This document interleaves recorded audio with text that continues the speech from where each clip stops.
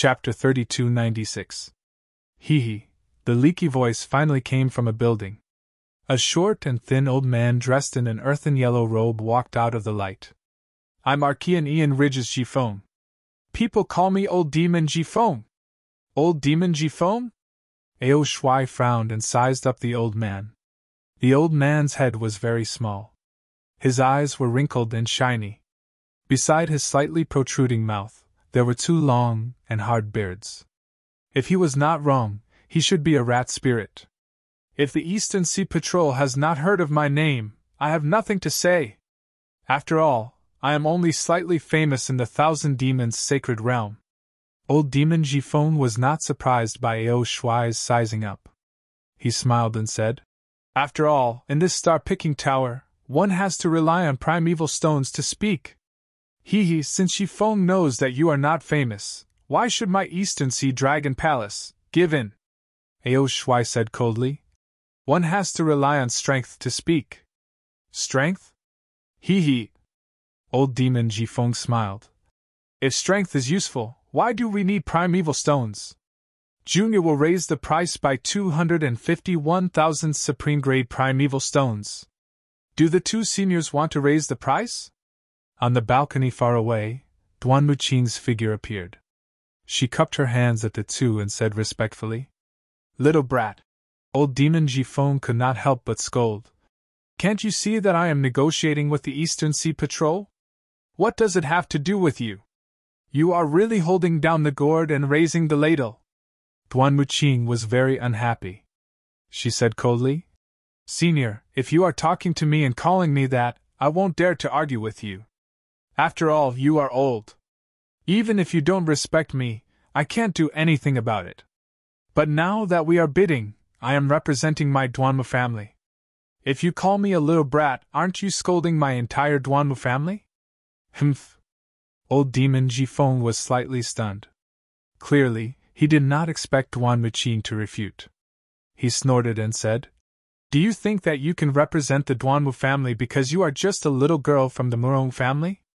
Even if I kill you, Duanmu Tianji will not blame me. Old Demon Gifone, the young mistress of the Murong family rebuked. Are you joking with me?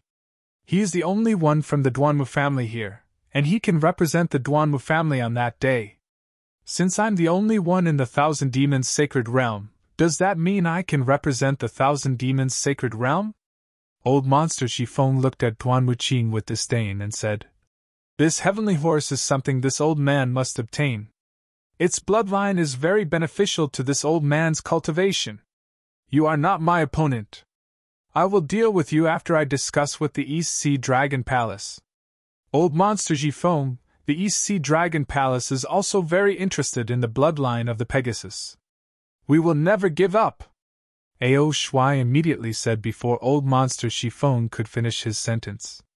Old Monster Gifone was not surprised by Ao Shuai's determination and said with a smile, Inspector, actually, with your East Sea Dragon clan's bloodline, don't you think that the Heavenly Horse's bloodline is a little too thin? Ao Shuai frowned and asked, Whether it's weak or not, we can only know after using it. Who can say for sure now? What if this old man tells you a brighter path? Old Monster Gifone seemed to have a card up his sleeve as he spoke. Oh? Brighter? Ao Shuai's bulging dragon eyes revealed a trace of light. Tell me first. How can it be that simple? If the inspector agrees to this old man's conditions, this old man will naturally say it. Furthermore, this old man will also lend you a hand. This? Ao Shuai pondered for a moment and looked at the heavenly horse in the crystal. He nodded and said, All right, this old man agrees. Great. Old Monster Gifone was overjoyed and hurriedly sent a voice transmission. Sure enough, after a few words, Ao Shuai's face revealed a look of surprise. He actually forgot to send a voice transmission and said anxiously, Is this true? How can this old man lie to you? Old Monster Gifone said proudly, This old man still needs to help you from the side. Ao Shuai nodded and a fierce look flashed on his dragon head.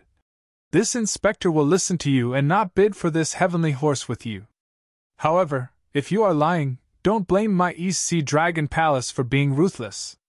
Yes, Inspector, please don't worry. This old man is a well-known figure in Archean Ridge. How can I deceive the East Sea Dragon Palace? This old man doesn't want to be hunted down by the Dragon Palace of the Four Seas. Old Monster Gifong was overjoyed. The East Sea Dragon Palace was the strongest in this auction. Old Monster Gifong believed that he could resist Ao Shuai, but the primordial stones in his pouch could not compare to Ao Shuai's. With Ao Shuai's withdrawal, Old Monster Gifong was almost 90% confident. Yes. Ao Shuai snorted faintly and retreated to the balcony, disappearing from sight. It was considered that he was no longer bidding.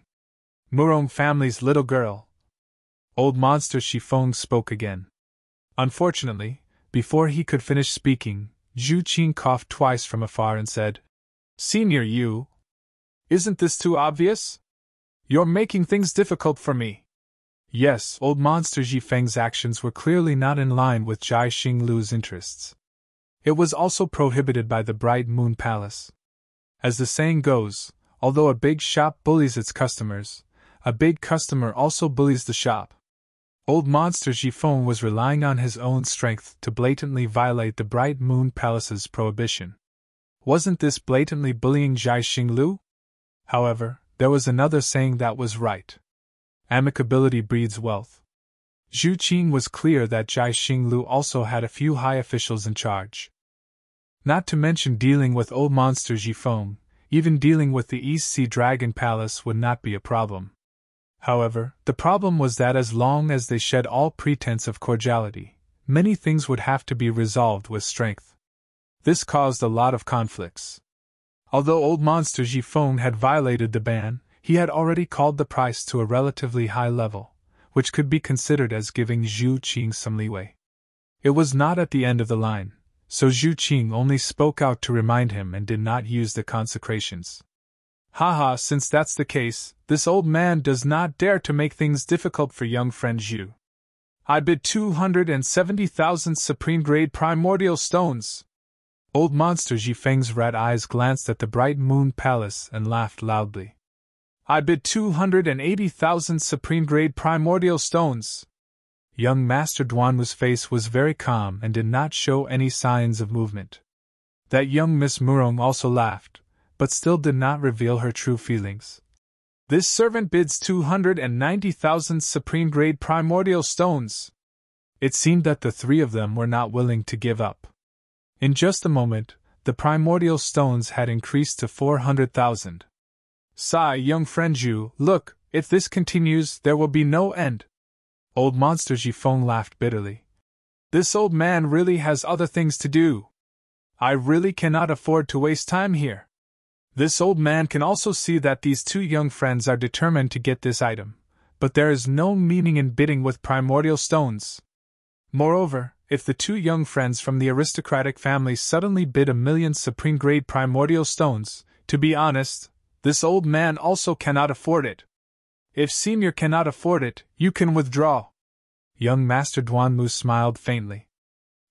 This old man can withdraw. Old Monster Gifeng's tone was also indifferent. But this item involves this old man's cultivation, this old man cannot let it go. If you do not use this old man's method to bid for this item, if this old man does not live well, others should not think about living well. Even if there is someone who can be protected by Jai Xinglu, this old man does not believe that he will not walk on the hidden immortal continent in this lifetime. Senior!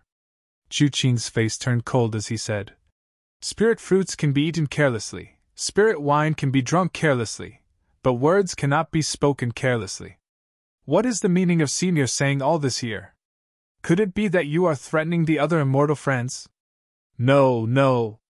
Old Monster Gifong stretched his waist and laughed. This old man is just casually complaining, that's all. That's good. Zhu Qing said faintly. Those who come to my Jai Xinglu are this Zhu's honored guests. This Zhu does not wish for any unpleasant things to happen. Moreover, this Zhu's patience is also a bit. I do not wish to be forced. Young friend Zhu, this old man will raise the bidding price of this Pegasus to 500,000 supreme-grade primordial stones. Old Monster Jifeng laughed. Of course, this is already the limit that this old man can take out. This one. Not waiting for Old Monster Jifeng to finish, young Master Duanwu opened his mouth again. Humph. Old Monster Jifeng snorted coldly. Why is the Duanwu family's upbringing so bad? Can't you see that this old man has not finished speaking? Old Monster Jifeng! Young Master Duanwu was also unhappy. This one respects you as a senior and has always been patient. Don't think that just because you have some reputation in the Thousand Demons Sacred Realm, you can be arrogant in my hidden immortal continent. Young Master Duanwu. Young Miss Murung spoke. Who doesn't know how to raise the price? Why not be a little patient? This is Zhai Xinglu's auction, it will definitely be fair for us, why be anxious? Young Miss Murong was patient while the other was anxious. Naturally, she also expressed her displeasure. However, she was much more polite than young Master Duanwu, causing Old Monster Jifeng to roll his eyes in confusion and become vigilant in his heart. Forget it, Old Monster Jifeng, you can speak. Young Master Duanwu was clearly somewhat afraid of young Miss Murong as he sighed. Old Monster Jifeng ignored him and looked at Zhu Qing. Young friend Zhu, this Pegasus race will be sold for 500,000 supreme-grade primordial stones. Today, it can be considered as not letting your Zhai Xinglu down, right? Zhu Qing's eyes were bright as he looked at Old Monster Jifeng and said, Senior, if you have something to say, please say it. There's no need to beat around the bush. This old man only wants to say. Old Monster Jifeng chuckled and said, Your Zhai Xinglu has sold this Pegasus race for others to watch? Or for others to use it? Zhu Qing's expression did not change as he said with a smile. Whether it's to watch or to use it, it has nothing to do with Zhai Xinglu. That's what the Pegasus owner wants. But if one does not have the ability to subdue the Pegasus, they can only seal it in the crystal. Or if the crystal seal is opened, the Pegasus will escape and return to your Zhai Xinglu to bid again. My Zhai Xinglu will not do such a boring thing. Zhu Qing shook his head and replied. Young Miss Murong smiled and said, Senior Jifeng, what you mean is, we will all use 500,000 supreme-grade primordial stones as the base price. Whoever has the ability to subdue the Pegasus can bid for it. -11. Chapter 3297. Ha! The girl from the Murong family is smart. That's exactly what I meant. Old Demon Jifeng laughed loudly. If we can subdue it, who will it belong to? Young Master Duanwu laughed coldly. Naturally, it will belong to young Master Duanwu or young Lady Murong.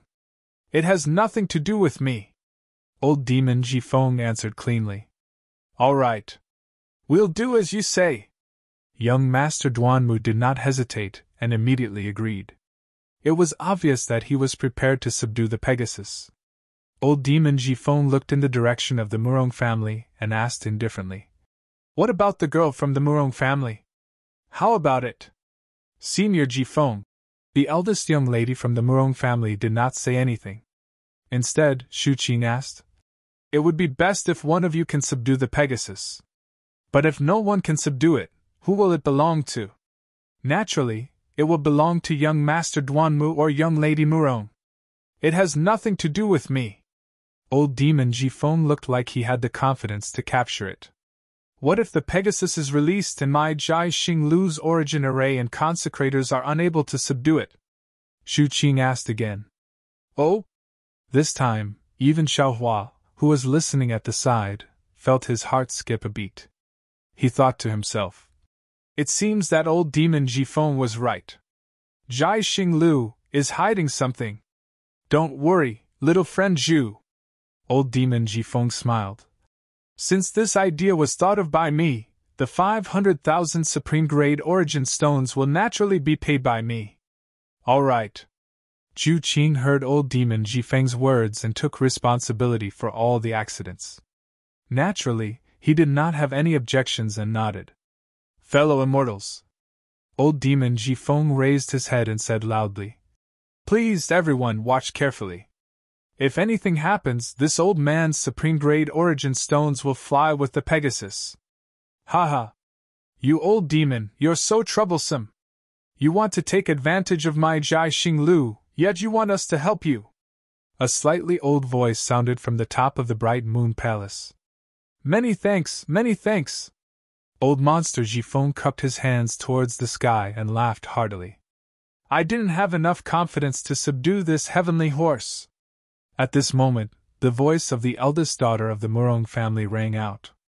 Then, a woman dressed in pink with a scarf covering her face walked out from the balcony.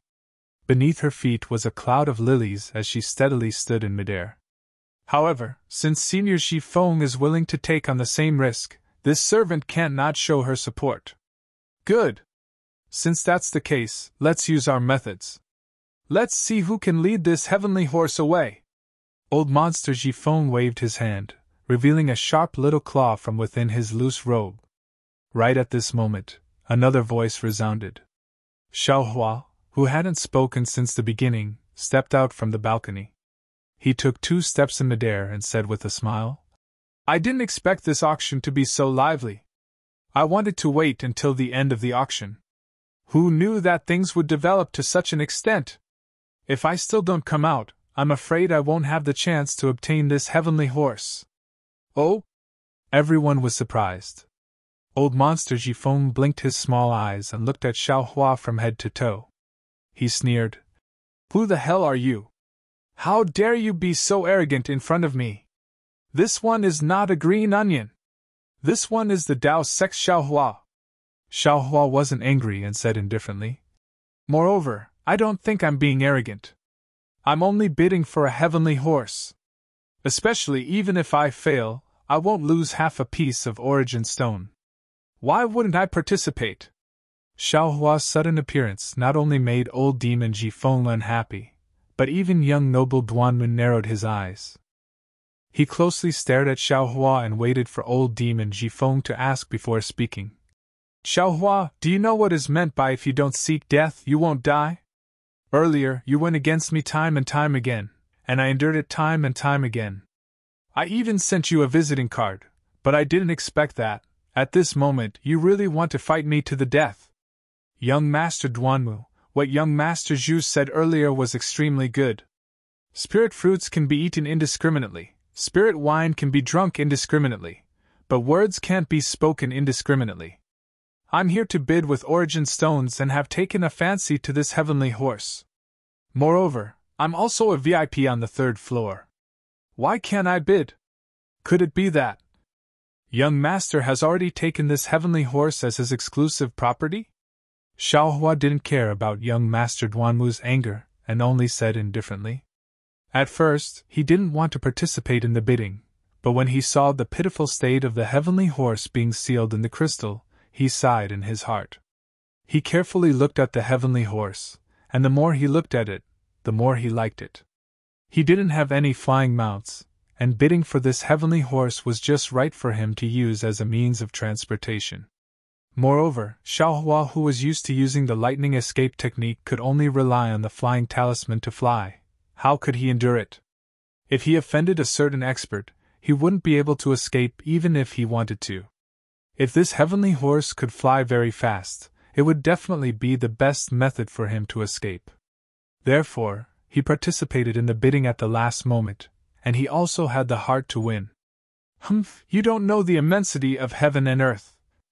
Although young Master Duanmu didn't say the thing, at the end, it was obvious that he really didn't care about Xiaohua. He still remembered the matter of the 3 origin stones clearly.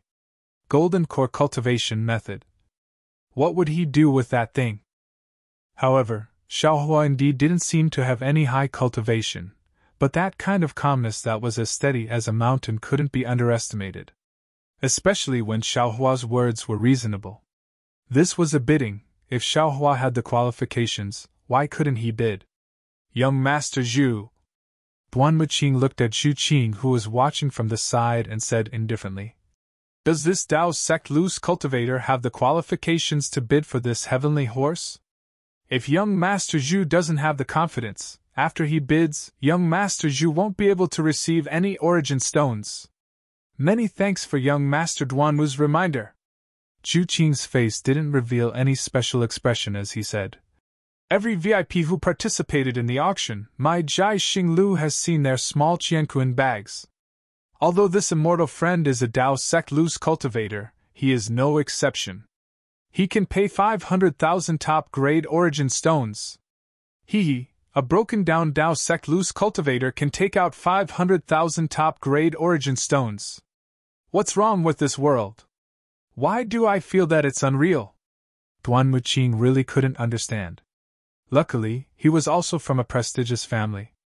Perhaps he had other thoughts in his heart, but his mouth and face didn't show any strange expression. Xiaohua smiled. What? Are you looking down on my Dao sect? If I can take out 500,000 origin stones, will you be able to bid for this heavenly horse? Does young Master Duanwu dare to make a bet? Young Master Duanwu said coldly. If you dare to continue bidding with me, let's see who has more origin stones. I will definitely bet with you. Of course. Xiaohua took out his small Qianquan bag and said, Let's compete now. Whoever has more origin stones will take the heavenly horse away. Of course I can. But does anyone else agree? Young Master Duanwu didn't back down. Although he didn't take out his small Qianquan bag, he still replied. Hearing young Master Duanwu's reply, Xiaohua laughed in his heart. Just now, for 3 top-grade primordial stones and other things, young Master Duanwu wanted to express his goodwill. How could young Master Duanwu have 500,000 top-grade primordial stones on him? He would definitely buy it first, then leave the golden carriage and dragon horse here, and then make up for the rest of the primordial stones. Thus, Xiaohua said loudly, How about this? Let's compete in origin stones. Whoever has less origin stones will withdraw from the bidding for the heavenly horse. How about that? You!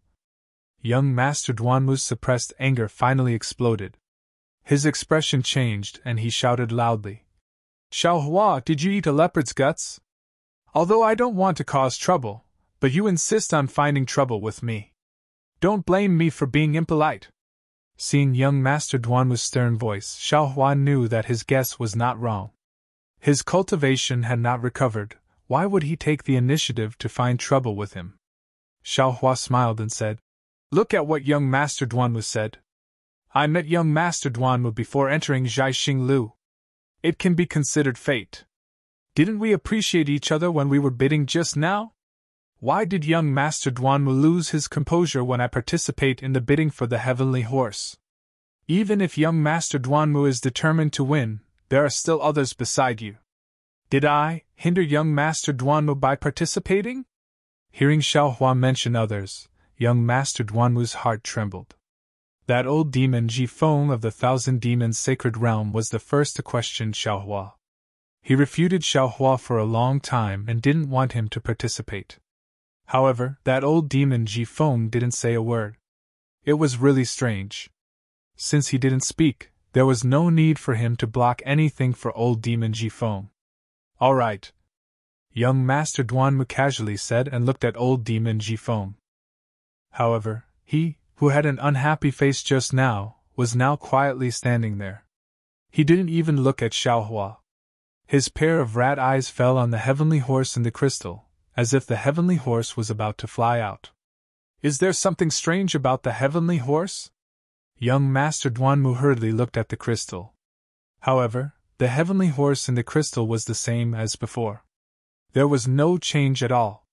What young Master Duanwu didn't know was that on another balcony, young Miss Murong was indeed staring at Xiaohua with her beautiful eyes. Her brows were slightly knitted and no one knew what she was thinking. There was indeed something strange about this. However, the strange thing wasn't the heavenly horse, but Xiaohua. Young Miss Murong could clearly see that old demon Jifeng was originally looking at Xiaohua unhappily. However, when his gaze fell on Xiaohua, he couldn't move. It was as if Xiaohua was a monster that was even more female than a female mouse. He deeply attracted old demon Jifeng's rat eyes. However, soon after, An indescribable expression flashed through old demon Ji Feng's eyes. He immediately looked at the heavenly horse, and no longer paid attention to Xiaohua. Did he discover something? This filled young Miss Murong's heart with curiosity. He was only a loose cultivator from a broken Taoist sect. What did he have that was worthy of the attention of an old demon from the Thousand Demons' sacred realm? Although she was curious, young Miss Murong still smiled and said, "Young Master Duanmu, this suggestion was made by Senior Ji Feng. Why don't you ask him first? What's the point of agreeing for no reason? Don't you think so, Senior Ji Feng?" -11. Chapter 3298. I don't mind. Old Monster Ji Feng shifted his gaze away from the Pegasus and looked thoughtfully at the veiled Miss Murong. He lightly nodded. As long as you have the qualifications to bid and believe that you can subdue this Pegasus, you can naturally participate. Old Monster Ji Feng's tone was so light that Duanmu Gongzi didn't know what to do. Perhaps I was making a mountain out of a molehill. Duanmu Gongzi immediately blushed with shame at his own lack of calm. Unfortunately, he wasn't a roundworm in old Monster Ji Feng's stomach. How could he know that old Monster Ji Feng's heart was currently in turmoil? Old Monster Ji Feng's original body was a spirit mouse. Due to a fortuitous encounter, he was able to see through the mysteries of the heavens and stepped into the ranks of demons from an ignorant demonic beast. In the hundreds or even thousands of years of cultivation, he had encountered countless dangers. These dangers were admittedly the tribulations on the path of cultivation, but they also allowed him to cultivate an extremely sharp sense. In addition to the spirit mouse's innate intelligence, it allowed him to have the instinct to seek advantages and avoid disadvantages. This instinct had saved his life more than once. Today, the moment old Monster Ji Feng saw Xiaohua, he did not pay attention to him at all. He felt that Xiaohua was merely a little fellow with around the first grade of elemental energy. However, when he finished speaking and was about to look at Duanmu Qing, who had spoken, and ponder on how to benefit from the conflict between Duanmu Qing and Xiaohua that had yet to be made clear, a slight sense of vigilance arose in his heart. This caused him to have no choice but to look at Xiaohua again.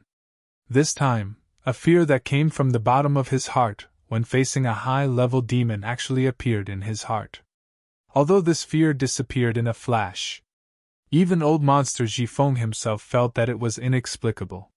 He simply couldn't capture it. However, this feeling caused old Monster Ji Feng's heart to tremble. Following which, old Monster Ji Feng unhesitatingly used 1,000 Goblin Saint Realm's Spirit Mouse's secret technique. However, what made old Monster Ji Feng surprised was that he couldn't sense any 1,000 Goblin Saint Realm aura from Xiaohua's body. He couldn't even find any traces of a demon. What Xiaohua displayed was the cultivation of a human from the Tao sect. It was the same as what he saw. Therefore, old Monster Ji Feng used the opportunity to observe the Pegasus in the crystal to carefully organize his thoughts. He was pondering what kind of thing Xiaohua was. He didn't doubt his own extraordinary acuity, nor did he doubt his own secret technique. Since there was a contradiction between the two conclusions, this contradiction must lie with Xiaohua. Perhaps Xiaohua had the relics of a high-level demon of the 1,000 Demon Saint Realm, or perhaps Xiaohua had a high-level demon pet. This kind of powerful backing gave Xiaohua the courage to come and bid. As for the possibility that Xiaohua was a demon, it only flashed through old Monster Ji Feng's mind for a moment before disappearing. This was because old Monster Ji Feng's secret technique had never failed. No matter how high-level a demon he faced, no matter what kind of aura-concealing secret technique this demon cultivated. This was because this was old Monster Ji Feng's innate ability as a spirit mouse. In particular, if Xiaohua was a demon, it was impossible for him to have the cultivation of Taoism. Old Monster Ji Feng smelled the aura of true essence from Xiaohua's meridians. How could a demon have meridians? How could Xiaohua know that old Monster Ji Feng had seen through him so much? Seeing that the most troublesome old Monster Ji Feng didn't even say a second word in agreement, Xiaohua also stared blankly. Then, he smiled and said, "Since it's like this, Xiao thanks Senior. Amen." Old Monster Jifeng nodded. However, he shouted towards the surroundings again. The four of us are preparing to use our own methods to subdue this Pegasus. If any immortal friends still have ideas, please come out now. Otherwise, when we begin to subdue it, you can no longer make a move. After Old Monster Jifeng finished speaking, no one answered for a while. Old Monster Jifeng said to Zhu Qing, Little friend Zhu, you also saw it. Only the four of us are preparing to subdue this Pegasus. Why don't you quickly release this Pegasus? Wait, just as Zhu Qing was about to speak, the eldest miss of the Murong family opened her mouth. Senior Jifeng, little girl, what's wrong now? Old Monster Jifeng was so angry that his nose almost became crooked. He said somewhat impatiently. The eldest miss of the Murong family smiled and said, This servant originally planned to return to my family's seniors to tame this Pegasus after buying this Pegasus. Just now, because young Master Duanmu participated in the bidding, this servant mustered up the courage to accompany young Master Duanmu. Now that immortal friend Xiao is participating in the bidding, I reckon that he also has a method to tame this Pegasus. Then this servant will not blindly meddle in this, so as to avoid making a fool of myself. Oh? Not only was Old Monster Jifeng surprised, his small mouse eyes slightly flashed. Even young Master Duanwu frowned. Although the eldest miss of the Murong family spoke courteously, everyone present understood that this eldest miss of the Murong family was giving face to Xiao Hua. Strange? This Murong Tsongyun has always had her eyes above her head. When did she know this little tramp from the Dao sect? Young Master Duanmu was truly puzzled. Actually, not only Duanmu Qing, even Xiao Hua himself was greatly stunned. He rubbed his nose and said with a smile, Miss Murong, we do not know each other, there is no need to be so courteous. It has nothing to do with this. Murong Tsongyun said with a smile. This servant is a woman, I cannot compare to the divine abilities of men like you. If I continue to be angry with this beast, wouldn't I lose my Confucian upbringing? This servant will not make a fool of herself. You all use your divine abilities to tame this Pegasus. After speaking, without waiting for anyone to speak, she turned around and disappeared into the pavilion. Old Monster Jifeng naturally did not care if Murong Tsongyun participated in the bidding or not. He cautiously glanced at Xiao Hua, turned his head and said to the distant Zhu Qing, Little friend Zhu, you can release this Pegasus now. Zhu Qing glanced at the three people and could not help but remind them. Three immortal friends, this Pegasus' speed is definitely much faster than what you all think. Moreover, its temper is extremely violent. It is said that it was only by luck that we were able to capture it after being surrounded by many experts. As for others, they were only able to sell it to Mai Jai Xinglu for bidding when they were unable to tame it. Why don't the three immortal friends work together to surround this Pegasus and then do the other things? All right. Duanmu Qing naturally trusted Zhu Qing's words. She glanced at Xiao Hua and Old Monster Jifeng's position and flew up a bit to face the two of them. She surrounded the crystal that sealed the Pegasus in the middle. Xiao Hua, who was opposite Duanmu Qing, did not mind. After all, the space in the Bright Moon Palace was not too big. Moreover, the three of them surrounded the Pegasus. No matter how fast the Pegasus was, it might not be faster than his ethereal steps. Moreover, his current magic power was not enough to activate the lightning evasion. However, he could activate the wind evasion for a moment. As long as he had the opportunity to get close to the Pegasus, wouldn't he be able to use the dragon elephant force in his arms to tame this Pegasus? Looking at Old Monster Jifeng, who was standing there without moving, he was even more confident than Xiao Hua. Seeing this, Zhu Qing naturally could not say anything else. He raised his head and looked at the night sky above the Bright Moon Palace. He extended his hand and took out a thumb-sized rhombus-shaped crystal. That crystal seemed to be of the same origin as the crystal that sealed the Pegasus. Just as he took it out, it immediately emitted a faint radiance. That radiance swept across the surface of the rhombus-shaped crystal and refracted onto the large crystal. A multicolored light suddenly flashed from the large crystal. Zhu Qing waved his hand and the small rhombus-shaped crystal landed in midair. Then, Zhu Qing opened his mouth and a breath of vital energy landed on the crystal. Pun! A crisp sound rang out, and the entire small crystal immediately turned into 9 petals. It was like a transparent chrysanthemum blossoming in midair. Zhu Qing extended his hand again and extended his middle finger. He opened his mouth and a ray of sword aura shot out. Then, he flicked his middle finger and a bunch of blood essence flew out from his middle finger and landed on the 9 flower-like crystals. Go! Following Zhu Qing's final flick of his sleeve, numerous righteous chi rushed out and carried the 9 small crystals to 9 spots on the large crystal. But at the places where the 9 small crystals landed, ripples immediately appeared on the large crystal. At the places where the ripples collided, even more fine lines appeared on the surface of the entire crystal. In just a moment, the entire surface of the crystal was completely covered by the ripples and started to rapidly tremble. Just like boiling water, the crystals became smaller and smaller under the ripples. The Pegasus' snow-white back and its frosty ponytail were revealed. Senior Jifeng, young Master Duanmu, fellow Immortal Shao. Seeing the Pegasus appear, Zhu Qing's face showed caution. He could not help but remind them again. The Pegasus is about to be released. All of you, be careful. Don't worry. I have woken up. Duanmu Qing smiled proudly. She reached into her bosom and took out a dazzling golden object.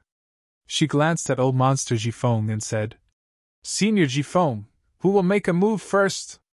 Should we make a move now or wait until the Pegasus is completely free? Oh my, this is your Duanmu family's dragon subduing lock? Old monster Jifeng glanced at it and said somewhat exaggeratedly, It seems like those 4 dragon horses were subdued by this dragon subduing lock. You have prepared extremely well. Hee, Senior Jifeng, this kid does not have your cultivation. If I did not have any imperial equipment on me, how would I dare to come down and subdue the Pegasus? Duanmu Qing replied with a smile. At the same time, she looked at Xiaohua. Old monster Jifeng looked at the Pegasus' neck that was already revealed and said, As long as the Pegasus is able to wake up, there is no need to wait for the crystals to disappear. The 3 of us will make a move at the same time. Whoever can make a move first will get it. Okay, we will do as Senior says. Hearing that, Duanmu Qing immediately chanted. It was actually the same as the Tao's sex magic equipment. That dazzling golden object flew into the air and actually transformed into a long chain. At the front of this chain, there was even a chain-like protrusion. A kind of hard-to-resist restrictive force was born from this dragon's subduing lock's golden light. Kid, what magic equipment do you have? Why are you not taking it out? Old monster Jifeng looked at Xiaohua curiously. Although Xiaohua looked like he was eager to fight, he did not take out the magic equipment that he expected. Xiaohua smiled and said, I do not need any magic equipment to subdue the Pegasus. Oh? Old monster Jifeng faintly raised his eyebrows. He did not show any astonishment. -11. Chapter 3299. Fellow Immortals, I am about to make my move! Seeing that the Pegasus had already revealed its head and that the crystal only had a small layer around the Pegasus's stomach and tail, Duanmu Qing glanced at Xiaohua and old monster Jifeng. She pointed with her finger, and that dragon's subduing lock released a golden light that soared into the sky and slowly flew towards the Pegasus. Nay, nay! The Pegasus's head was able to move, but its eyes had not yet opened. It immediately raised its head and let out a not too loud neigh. Following that, a pu-pu sound came from its mouth and nose. The tail that had been sealed in the crystal rose into the air at the same time. Lock! Seeing that the Pegasus had moved, Duanmu Qing did not dare to be slow. She pointed with her finger, and that dragon's subduing lock turned into a ray of light and fell towards the Pegasus. The golden chain was aimed at the Pegasus's body, and the golden chain was aimed at the Pegasus's head that had just been raised. Roar! The Pegasus seemed to have sensed danger and opened its mouth again. At this time, the neigh was like that of an angry demonic beast. Following this neigh, the Pegasus finally opened its eyes. Hiss! Xiao Hua saw the Pegasus's eyes and could not help but suck in a breath of cold air.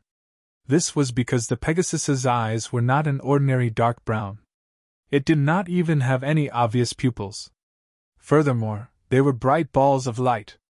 Together with two bright pearls, they were even more like two balls of bright moonlight. Just as Xiao Hua was stunned, the four hooves of the Pegasus moved slightly. Four clouds that seemed to glow with the same light appeared in midair. At the same time, the Pegasus emitted a faint white light around its body, blocking the power of the dragon's subduing lock.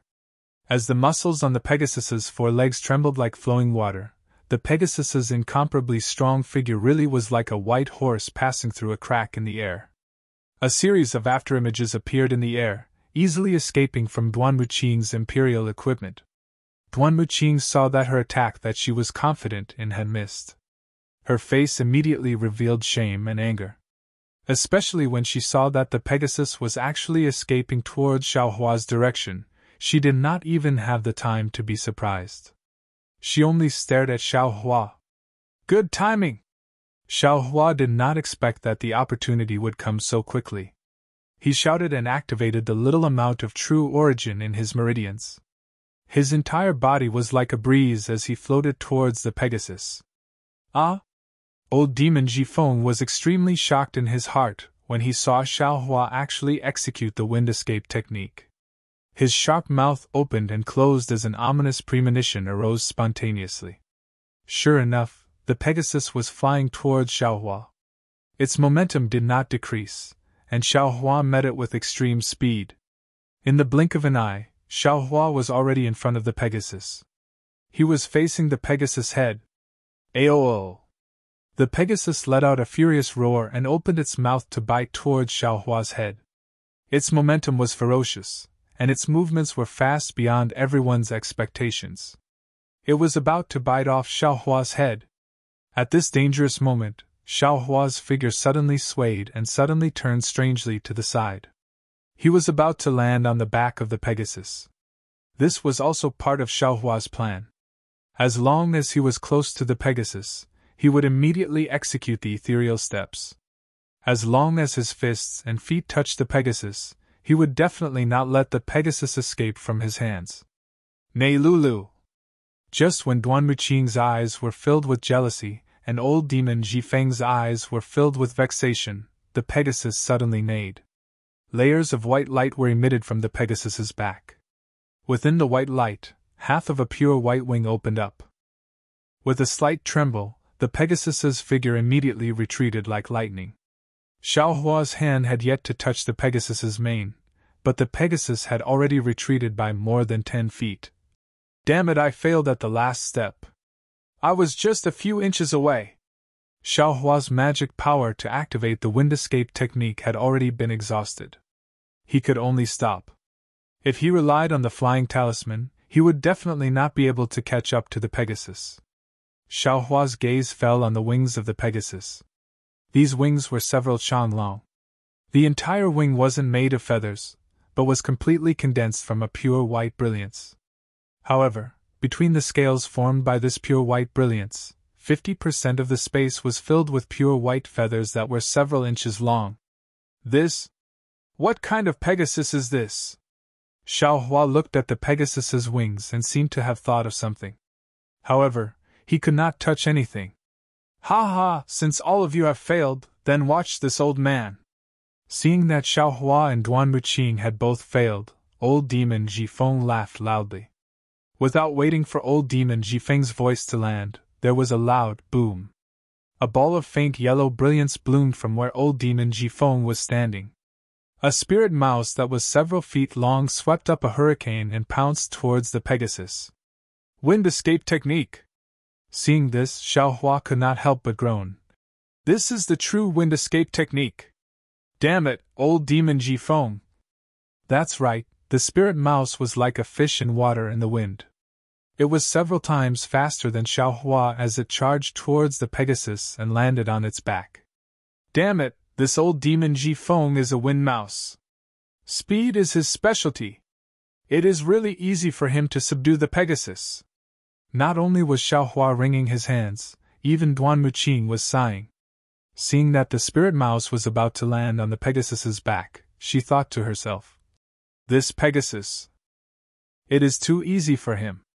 But at this moment, something strange happened. The white light that had blocked Duan Muqing's dragon's subduing lock appeared once again.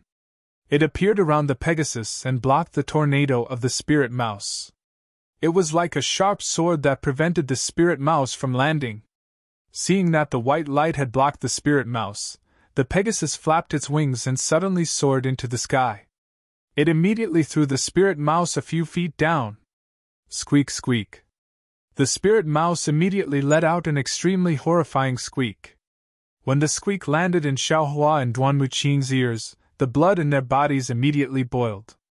Countless goosebumps appeared on the surface of their bodies. The white light around the Pegasus condensed and fell down like scales. This mouse's divine ability is incredible. Xiaohua hurriedly activated the blood drop paradise and controlled the blood essence in his blood. Seeing Duan Muqing's face was blood red as she hurriedly flew towards the balcony, he could not help but praise. Following the spirit mouse's display of might, the white light around the Pegasus's body fell like snowflakes. The spirit mouse once again created a hurricane and appeared on the Pegasus's back. Pooh! Seeing that the spirit mouse was about to land, the Pegasus suddenly turned its head. The broken horn on the Pegasus's forehead shot out a white light that was as thick as a bowl at a speed faster than lightning. It accurately hit the spirit mouse's claws that were baring its fangs and brandishing its claws. Squeak, squeak. With a loud scream, the earthy yellow light around the spirit rat was penetrated. Half of its claw was hit. Its entire body, which was several feet long, flipped in the air and fell far away. Roar! Old monster Jifeng's body was sent flying. Duan Muqing was also so frightened that she retreated back to the balcony. Only Xiaohua was left in midair. The Pegasus did not even look at Xiaohua, as if it was extremely disdainful. It raised its head and let out a long neigh. It flapped its wings and flew towards the sky like a beam of light. Where do you think you're going? Xiaohua did not expect that someone as strong as old monster Jifeng would be sent flying by the Pegasus. He hurriedly activated his flying talisman and chased after the Pegasus. Unfortunately, his current speed was not as fast as the Pegasus. He was similar to a snail. With a loud roar, the Pegasus had already charged into the origin formation of the Bright Moon Palace. How could he still catch up? Rumble. At the top of the heavenly horse's head, layers of water-blue brilliance poured down like jade waves. 3 sneers came from 3 different directions of the jade waves. Evil creature, where do you think you are going? Soon after, 3 old men dressed in scholarly attire appeared from the jade waves. As the 3 of them chanted incantations, their true energy was agitated. Waves of awe-inspiring energy were born from the incantations, causing the jade waves to become like an inescapable net that enveloped the Pegasus. Go! Zhu Qing did not dare to be negligent. Unknowingly, she had already flown high into the sky. As she waved her hand, the 9 crystals from earlier flew towards 9 different directions of the jade waves. The brilliance of every crystal that came in contact with it gradually condensed. That inescapable net was like a huge crystal that was about to seal the Pegasus. Buzz, buzz, buzz. Just as the crystals were about to form, a series of loud rumbling sounds came from the Pegasus's body. Waves of brilliance that was even more holy than white light shot out from the 7 apertures of the Pegasus. It shot out from the Pegasus's horn and feathers and frantically swept towards the crystals. That holy brilliance was so powerful that once the crystals came in contact with it, they would all turn into nothingness. However, in the blink of an eye, that holy brilliance had already pierced through the crystals and illuminated the entire Bright Moon Palace. Pff, pff, pff. The awe-inspiring energy of the 3 old men dressed in scholarly attire seemed to be inferior to this holy brilliance. They were actually counterattacked by their true energy. They couldn't help but spit out 3 mouthfuls of blood and withered in midair. Xiaohua's face was also illuminated by this holy brilliance. However, the expression on his face was not like the regret on Zhu Qing's face, nor was it like the overjoyed expression on old monster Jifeng's face. Nor was it like the shocked expression on Duan Luqing's face. His face actually carried a trace of enlightenment. It was as if a strand of distant memory was born in his mind. Seeing that the heavenly horse had already rushed several feet away from the bright moon palace, and was about to escape with its wings of light, Xiaohua waved his hand and took out Blacka from the space. He pointed his finger at the heavenly horse and instructed, "Can you subdue it?" Blacka suddenly appeared in midair. It was originally a little dazed. However, before it could open its eyes, its nose immediately twitched a few times. Then, it raised its head in pleasant surprise and looked directly at the heavenly horse that was spreading its wings and trying to escape. As far as its eyes could see, its scarlet little tongue stuck out from its mouth and circled around its lips. It looked like it was hungry for food, like a little dog that had seen a fragrant bone. At this moment, the heavenly horse had indeed begun to raise its wings of light. However, the broken horn on its head that was previously raised was abnormally dim. Even the white brilliance emitted from its body had become much thinner. Only a thin veil was left around the heavenly horse. It was obvious that it had expended a lot of energy to escape from the blue crystal just now. Moreover, in the night sky above Jai Xinglu, because of the heavenly horse's white brilliance, it had already illuminated the surroundings several hundred feet. It was not the slightest bit inferior to the mystical display of the great scholar's authentic work. -11. Chapter 3300. Of course, Xiaohua's family wasn't the only one making a move. Just as Blackie flew out of the space, a suffocating dragon aura rushed out from the East Sea Dragon Palace. Although it wasn't as overwhelming as the dragon aura from the dragon bone, it was still extremely agile as it pounced on the Pegasus. Clearly, Ao Shuai wanted to use this dragon aura to control the Pegasus. In addition, a faint stream of air that was much purer than the moonlight also flew out from Murong Tsongyun's pavilion. A faint scent of lilies instantly filled the entire place. Moreover, within that stream of air, traces of movement turned into tiny petals. The entire stream of air was like a rain of millions of flowers rushing towards the Pegasus. If Murong Tsongyun didn't have the means to subdue the Pegasus, then she was obviously shirking her responsibility. Her intention to withdraw from the bidding was even more thought-provoking. "Can you do it?" Xiaohua was a little anxious. After seeing the Pegasus' divine ability, he liked it even more and couldn't help but urge, "Father, what is subduing? Did you eat it?" Blackie still asked unhurriedly. His blinking eyes clearly had a fawning look. A trace of pitiful light appeared in his pitch-black eyes, as if the Pegasus was his delicacy. He was hungry and wanted to eat it. Xiaohua angrily scolded. "Father doesn't have a horse to ride. This thing has to carry father on its back. Oh boy knows! Just like Huan." Blackie immediately understood and cheerfully said, "Father, wait for me." Immediately, a pitch-black lightning streaked across the sky and quickly rushed into the sky. On the third floor, the other VIPs who didn't participate in the bidding naturally didn't look at Xiaohua. The dragon aura from the Dragon Palace and Murong Tsongyun's lilies were enough to attract their attention. However, old monster Jifeng was different. Although he was still injured by the Pegasus in his original form, he was wearing a shirt and had transformed into a humanoid form. However, he didn't look at the dragon aura or the lilies. His attention was always on Xiaohua. When Xiaohua released Blackie, old monster Jifeng's eyes flashed with a trace of surprise. This was because Blackie didn't make him feel any vigilance. Moreover, the secret technique that followed made him unable to see through Blackie's depth. However, when he saw Little Black turn into a bolt of black lightning and overtake it, surpassing the dragon power and the lily airflow, the shock in his eyes could not be suppressed.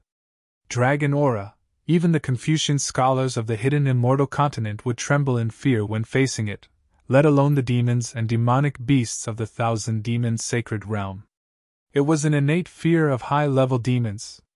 Although old demon Jifeng had some success in his cultivation and could use a mystic technique to resist the dragon's might, there was a limit to it. He was not afraid of a patrol envoy like Ao Shuai, but against a superior dragon general, old monster Jifeng had no confidence at all. As for this little black, it seemed to be of a very low level in his secret technique. It actually treated the dragon's might as if it was nothing. Old monster Jifeng really didn't know what this meant. Perhaps that demonic aura from before came from this black dog? This was old monster Jifeng's final guess. Of course, following this guess, old monster Jifeng's bright eyes made a decision. Ao Shuai's dragon's might, Murong Songyan's lily airflow easily formed a new triangle with the black lightning that little black turned into, wanting to clamp the Pegasus in the middle. At this time, the Pegasus had already spread out its wings of light. Although it looked dispirited, facing the dragon's might and the lily airflow, the Pegasus' moonlight-like eyes did not have any reaction at all. However, its figure that streaked across the night sky slightly dodged these two attacks that were close to it, not putting them in its eyes. However, just as the Pegasus was about to break the jade cage and fly the rainbow phoenix, break the golden lock and move the flood dragon, its figure that had already turned into a light shadow suddenly trembled. Because, in front of the Pegasus, about 10 zhang away, in the night sky that was illuminated by the Pegasus' brilliance, a black dog that seemed to have appeared out of thin air blocked the Pegasus that had already accelerated. Similar to the previous boiling crystal ripples, the light around the Pegasus' body rapidly trembled, like a flickering candle in the night wind. This was a situation that had never happened since the Pegasus appeared. Oh! In the bright moon palace, without exception, everyone was shocked from the bottom of their hearts. Everyone could see that this was the Pegasus' expression of fear. Roar! Suddenly, on the Pegasus' single horn that had already dimmed, a light pillar that was as thick as a bowl appeared and shot towards the black dog. Although this light pillar was not as bright as the one that injured old monster Jifeng previously, its speed was much faster by a few notches. As for the Pegasus, at the same time that the light pillar shot out, its body flashed and actually rushed towards the lily airflow as fast as lightning. That light pillar that was as thick as a bowl instantly rushed in front of the black dog, as if it could instantly pierce through the black dog. However, just as everyone was slightly worried, the most shocking thing happened. That seemingly obedient black dog barked softly, and immediately opened its mouth. A silver light shot out from the black dog's mouth and covered the light pillar. Everyone watched as the light pillar that was the size of a bowl actually entered the black dog's mouth. Furthermore, after the light pillar was swallowed by the black dog even let out a small burp. Whoosh! The black dog that seemed to have not eaten its fill moved again.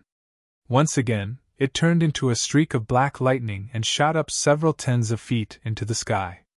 There, although the Pegasus waved its wings of light with some difficulty, it still managed to dodge the lily airflow's attack. As for the dragon's aura of the dragon palace, it seemed to only stir up the light around the Pegasus' body and was unable to subdue the Pegasus. Harumph! Seeing that Blacka was flying over again, the Pegasus' 4 hooves impatiently kicked a few times in the air. Its snow-white tail rapidly swayed behind its butt as it raised its head and neighed unyieldingly at the night sky. Although the Pegasus' expression could not be seen from its eyes, there was an obvious sadness in its neighing. The raised wings of light trembled once again, and seemed to have suddenly grown several tens of feet. The entire Pegasus rushed towards Blacka like a ray of light. It actually seemed to have the intention of a life and death struggle. Blackie and the Pegasus were both extremely fast. In just a breath's time, they had already collided. However, at the moment of collision, Blackie once again spat out a silver brilliance from his mouth and landed on the broken horn on the Pegasus's forehead. The Pegasus, which was originally as fast as lightning, suddenly became limp and fell from the sky. As for Blackie, he landed lightly on the Pegasus's forehead. It turned its head to show off and barked at Xiao Hua with a woof woof. Hee hee! Xiao Hua faintly smiled. His figure flew up and flew towards where the Pegasus had fallen. At this moment, old monster Jifeng, who was watching from afar, suddenly flew over. What? Old monster Jifeng, this Pegasus was subdued by me. Are you going to stop me? Xiao Hua's smiling expression disappeared as he indifferently looked at old monster Jifeng, who was flying over, and asked. With a smile on his face, Old Monster Ji Feng hastily said. Fellow Immortal Shao misunderstood. This Pegasus was subdued by fellow Immortal Shao in front of everyone. How could this old man dare to go back on his words? However, this old man has a matter to discuss with fellow Immortal Shao. I asked fellow Immortal Shao to wait in the room after bidding for this Pegasus. This old man will personally pay a visit. Be careful, be careful. And Xiao Hua saw that old Monster Ji Feng wasn't stopping him and was instead stopping in midair. He faintly nodded his head. Without stopping, his figure flew several tens of feet. That previously incomparably arrogant Pegasus was like a pile of mud as it fell from midair with a loud bang. Although the Pegasus' fall was very fierce, Xiao Hua extended his hand and easily caught it, as if it didn't have any weight at all. Then Xiao He jumped down from the Pegasus' forehead and ran a few rounds around Xiao Hua as if he was having fun. Then Xiao Hua kept the Pegasus into his space. Seeing that Xiao Hua kept the Pegasus, everyone became quiet.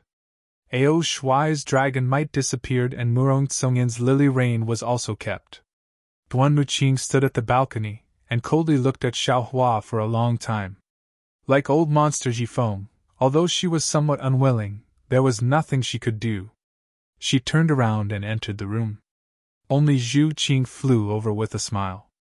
She greeted Xiao Hua, who was descending from midair, and cupped her hands. Congratulations, fellow Immortal Xiao!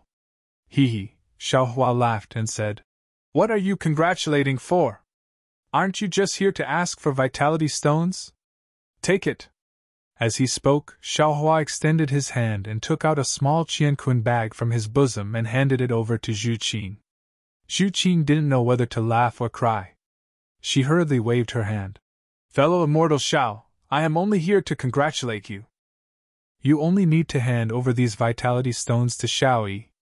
Forget it, it's the same no matter who I give it to. Xiao Hua waved his hand and the small qianqun bag landed in Zhu Qing's hand. Zhu Qing had no choice but to accept it. She looked at it and said in a low voice, Fellow Immortal, I have already seen the things in this small qianqun bag. However, I still need my subordinates to estimate the exact amount.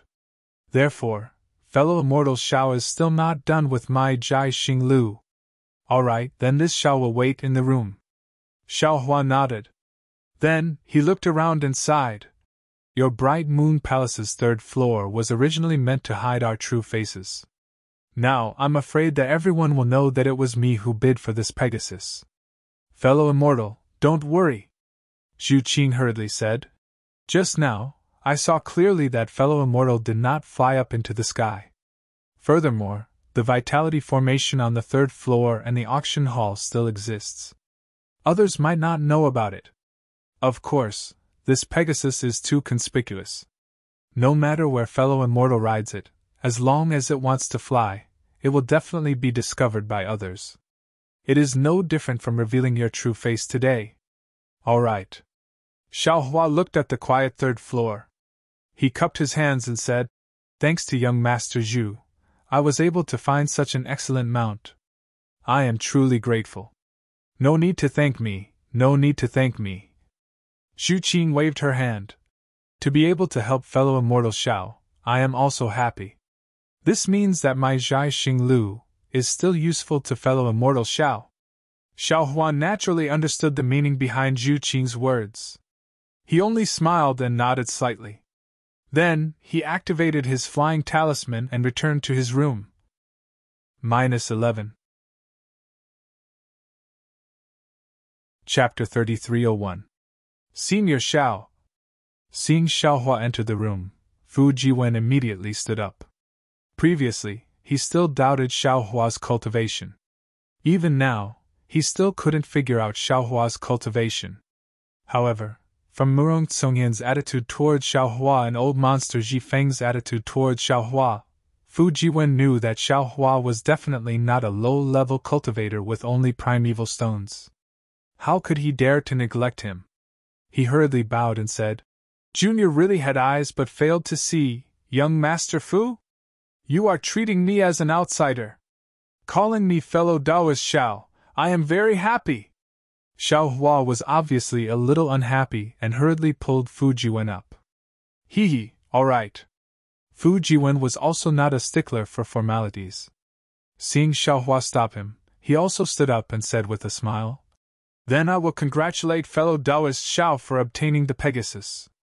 In the future, no matter how big the hidden immortal continent is, it will all be under your feet. Same to you, same to you. Xiaohua also said happily. Actually, I also didn't expect to gain so much. This Pegasus is definitely a pleasant surprise.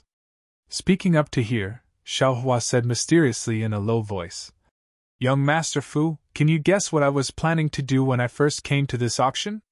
This? Fu Jiwen thought for a moment and said with a smile. Perhaps it was a pill? Or a cultivation technique? Either way, it should be related to the Tao sect, right? Ha ha ha, young Master Fu is very wrong. Xiaohua laughed and said, I first came to use primeval stones to exchange for some gold and silver, and then get a map of the hidden immortal continent. Ah? Fu Jiwen was of course also shocked. Soon after, he said with a bitter smile, Fellow Taoist Zhao's idea is really out of my expectations. Forget it, let's not talk about anything else. Xiaohua waved his hand and said, To be able to meet someone like young Master Fu is much harder than this Pegasus. The so-called 3 lifetimes of luck is exactly like this. I am the same. Fu Jiwen looked at Xiaohua's unusually young face and the sincere gaze in his eyes and said with the same sincerity, If not AI, don't say that. Xiaohua hurriedly waved his hand again and took out a few spirit fruits from the space and said, Let's use these fruits to stuff your mouth. Ha! Fu Jiwen laughed heartily. He hadn't felt this happy for a long time. Xiaohua stood still in the room and raised his eyes to look out the window. The auction had already ended.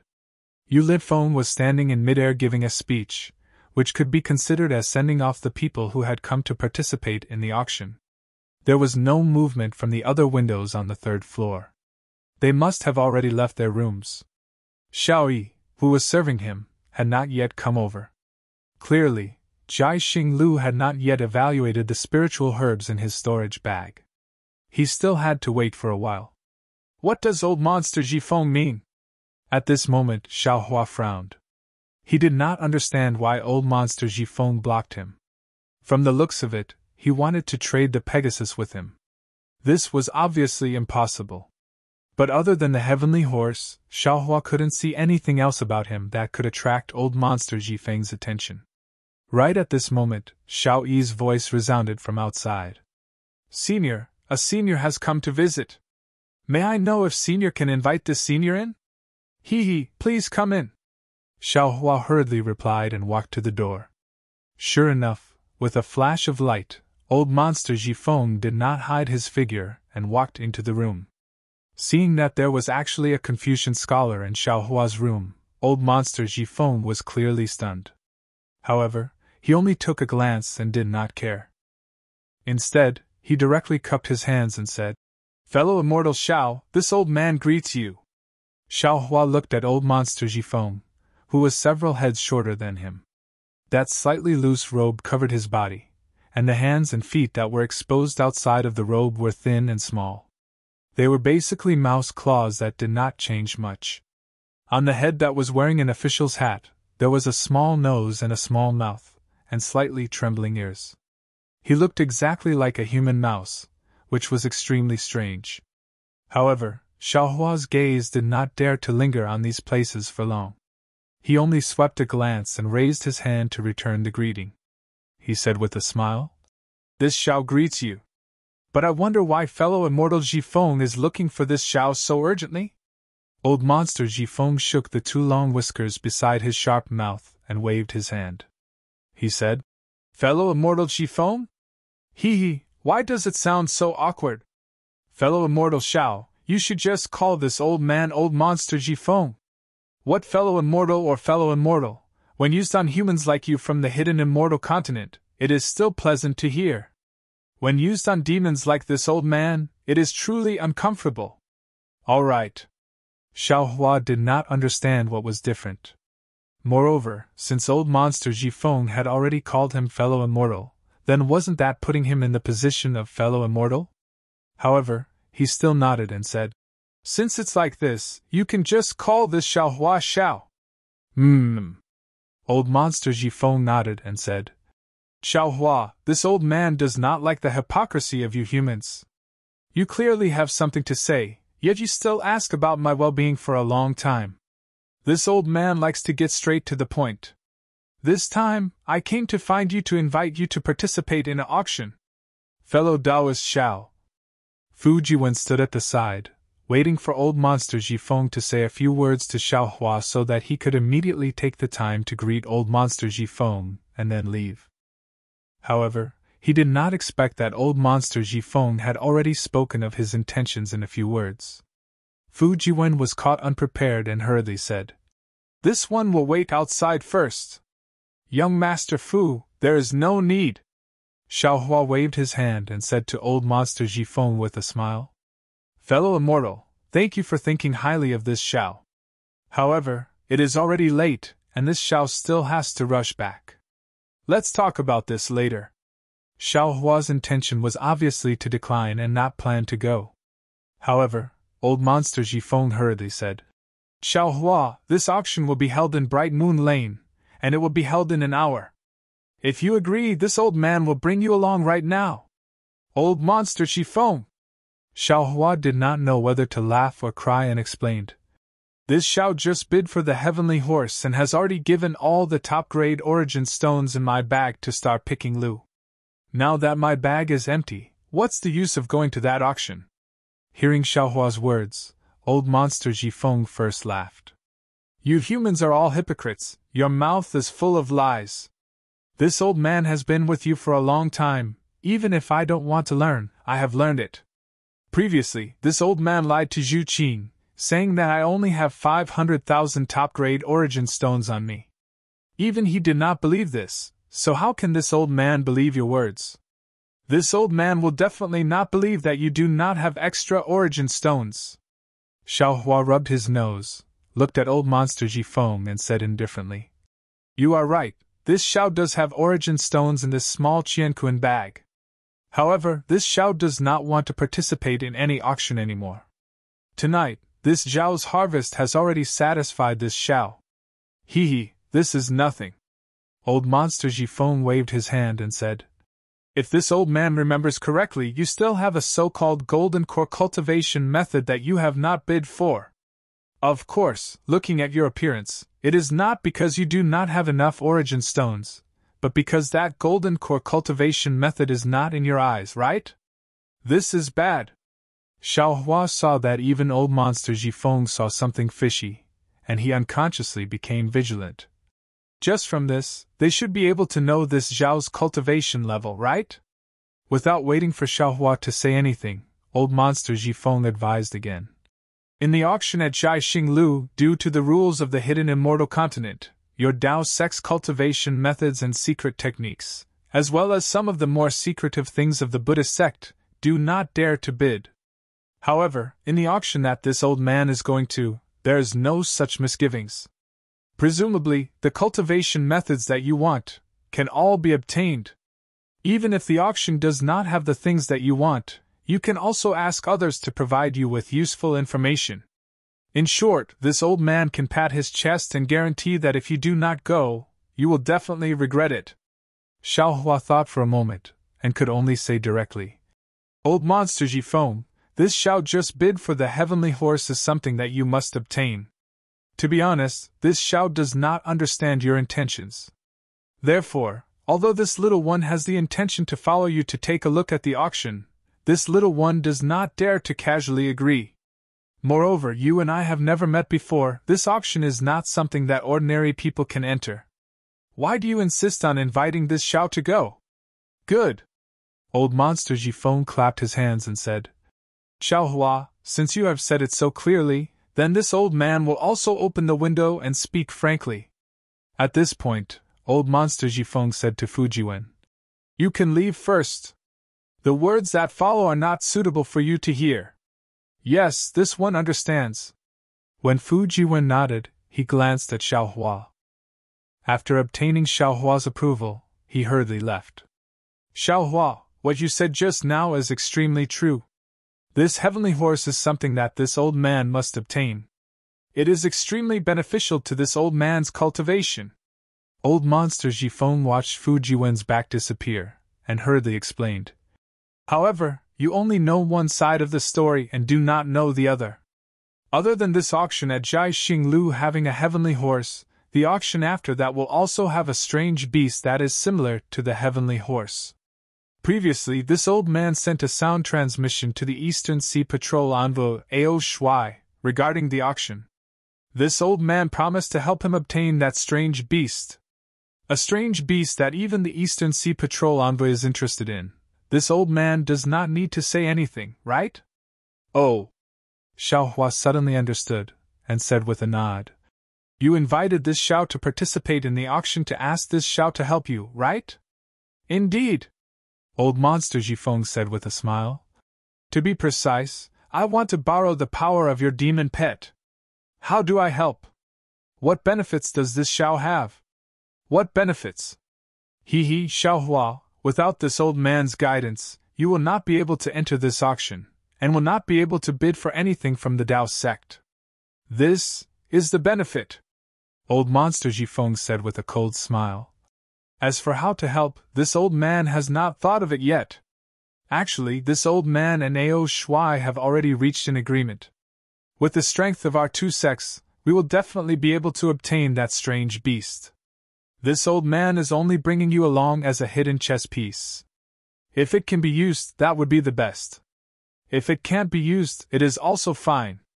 This is also the reason why this old man cannot give you any other benefits. Allow this Xiao to think about it, Xiaohua said with a frown. All right. Old Monster Jifeng nodded. However, you do not have much time. This old man will wait here. If you agree. -11. Chapter 3302. Without waiting for Old Monster Jifeng to finish speaking, light flashed at the door of the room, and Zhu Qing's voice came from outside. Fellow Immortal Xiao, may I enter? He, young Master Zhu, please enter. Xiaohua heard this, turned his head, and hastily called out. When Zhu Qing came in and saw that Old Monster Jifeng was also in the room, he wasn't surprised at all. He only nodded towards Old Monster Jifeng and said to Xiaohua, Fellow Immortal Xiao, the items in your small Qiankun bag have already been appraised. It's more than 500,000 top-grade origin stones, but it's difficult to estimate exactly how much more it is. Therefore, I've specially come to explain to fellow Immortal Xiao. If fellow Immortal Xiao is willing to wait, please rest for a while in Star Picking Tower. When the sun rises, I'll return the excess origin stones to fellow Immortal Xiao. If fellow Immortal Xiao is unwilling to wait, then it won't be too late for fellow Immortal Xiao to come and take the VIP token when you have the time. Moreover, fellow Immortal Xiao can use this token to take primal stones from other Jai Xinglu on the hidden Immortal continent. You can also use this token to wait for more benefits and information from my Jai Xinglu. As he spoke, Zhu Qing took out a golden star tablet from his bosom. 6 stars were engraved on it, and countless star patterns were overflowing on the 6 stars. Since I can take it anywhere, why should I wait here for so long? Xiaohua was very happy when he heard this. He took the star tablet and said with a smile, Fellow Immortal Xiao is now my Jai Xinglu's VIP. If you have the chance in the future, please visit my Jai Xinglu more often. Seeing Xiaohua accept the star tablet without any trace of politeness, Zhu Qing was also happy. He said with a smile, That's right, young Master Duanmu has just left Jai Xinglu. According to my subordinate's report, he has already boarded the golden carriage. The coachman has brought more than 10 cultivators and is waiting in front of Jai Xinglu's door. These cultivators aren't ordinary Confucian scholars. They look similar to the coachman. Fellow Immortal Xiao, please be careful when you go out. Since I'm your Jai Xinglu's VIP, why can't Jai Xinglu protect me? Xiaohua asked sarcastically. Zhu Qing said with a smile, If fellow Immortal Xiao is in my Jai Xinglu, I will definitely protect you with my life. But once we leave Jai Xinglu, I won't be able to take care of you. Moreover, young Master Duanmu is also an honored guest of Jai Xinglu. How can I favor one over the other? Forget it, forget it. Xiaohua waved his hand. It's just a clown, don't mention it. Oh, young Master Zhu, according to old demon Jifeng, there's a place in Bright Moon Lane where the auction is being held. Do you know of it? Zhu Qing was stunned and asked curiously. Oh? There's also an auction? Why didn't I know about it? But it wasn't clear from his face whether he really didn't know. However, no matter how big Bright Moon Lane was, how could it escape Zhu Qing's eyes and ears? Xiaohua didn't believe that Zhu Qing didn't know about the auction. However, since Zhu Qing didn't admit it, Xiaohua couldn't do anything about it. However, he still held on to the last bit of hope and asked. It's normal that Zhu Gongzi doesn't know about it. However, this Xiao wants to know, in this auction that even Zhu Gongzi doesn't know about, would there be something that Bright Moon Palace didn't have? This? Zhu Qing hesitated slightly, glanced at old demon Jifeng and said, The auction that fellow Immortal Xiao mentioned isn't public, so it can't be confirmed by the Copper Pillar country's royal family. Therefore, in that auction, the cultivators who participate in the auction won't be in Bright Moon Palace. With the protection of Zhu Qing and the other masters, their safety can be guaranteed. Moreover, everything in Mai Jai Xinglu's auction has been appraised. Mai Jai Xinglu can guarantee that it won't be fake. As for the auction that fellow Immortal Xiao mentioned, it depends on one's own vision. No one can guarantee the authenticity of the treasures, so the result of the auction can only be borne by oneself. Of course, this auction doesn't put the rules of hidden immortal continent in their eyes, and also doesn't put the Copper Pillar country's royal family in their eyes. In particular, they absolutely won't have the same misgivings as Mai Jai Xinglu, not daring to bid for anything. Fellow Immortal Xiao is looking for Dao Sect's medicinal pills. They can be found there. Okay, thank you young Master Zhu for your explanation. This Xiao understands. Xiaohua nodded and made his decision. He turned to the silent old demon Jifeng and said, This Xiao has decided to participate in that auction. However, since this Xiao didn't get any promises from you, then this Xiao can't promise you anything. Good. Old demon Jifeng clapped his hands and said, It's as you said. We will head there now. Actually, this old man wants to borrow your matter. When you see it, you will definitely take the initiative to join hands with this old man. You don't have to worry at all. Zhu Qing saw that Xiaohua still decided to head there even though he had made his words so clear. He couldn't help but feel a little anxious. He had been in Jai Xinglu for so many years and finally found a cultivator who could head to Star Moon Palace. How could he bear to give up? After thinking for a while, Zhu Qing still reminded, Fellow Immortal Xiao, there's an old saying in Hidden Immortal Continent, a greedy snake tries to swallow an elephant. Fellow Immortal Xiao has already bid for many rare treasures in Mai Jai Xinglu today. This Zhu feels that fellow Immortal Xiao should stop before going too far. Of course, this is this Zhu's own opinion. If fellow Immortal Xiao feels that it is very safe to head there with fellow Immortal Jifeng, then just pretend that this Zhu never said this. After speaking, Zhu Qing didn't look at Xiaohua's and old demon Jifeng's expressions. He cupped his hands and said, Once again, I thank both fellow immortals for coming to Mai Jai Xinglu. I hope that I can still see both fellow immortals at the next auction. Although Zhu Qing emphasized the two words, still can, she didn't stay any longer.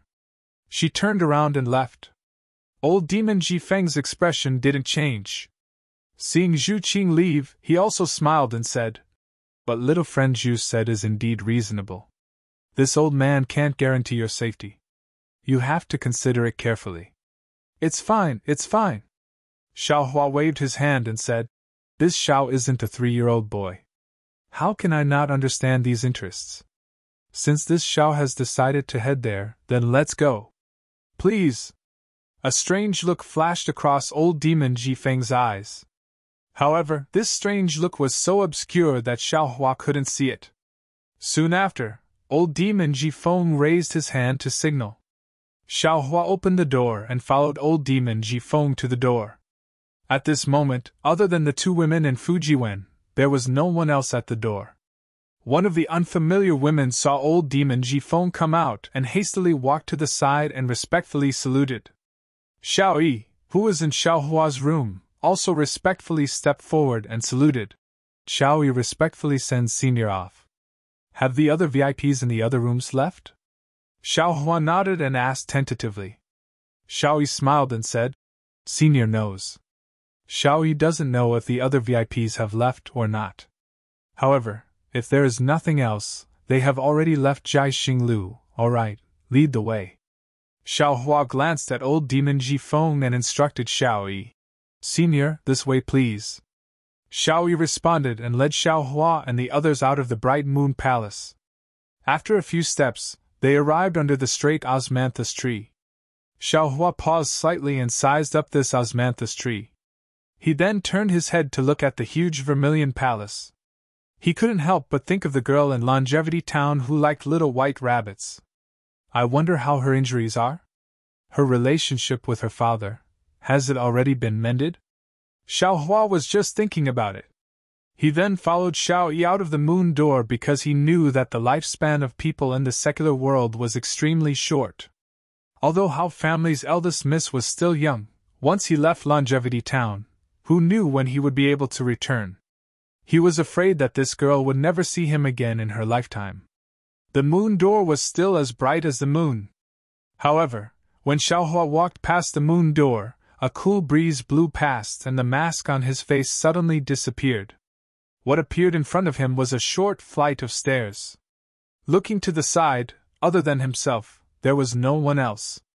Xiao Yi was also gone. Sigh, I still wanted to give this girl a piece of primeval stone.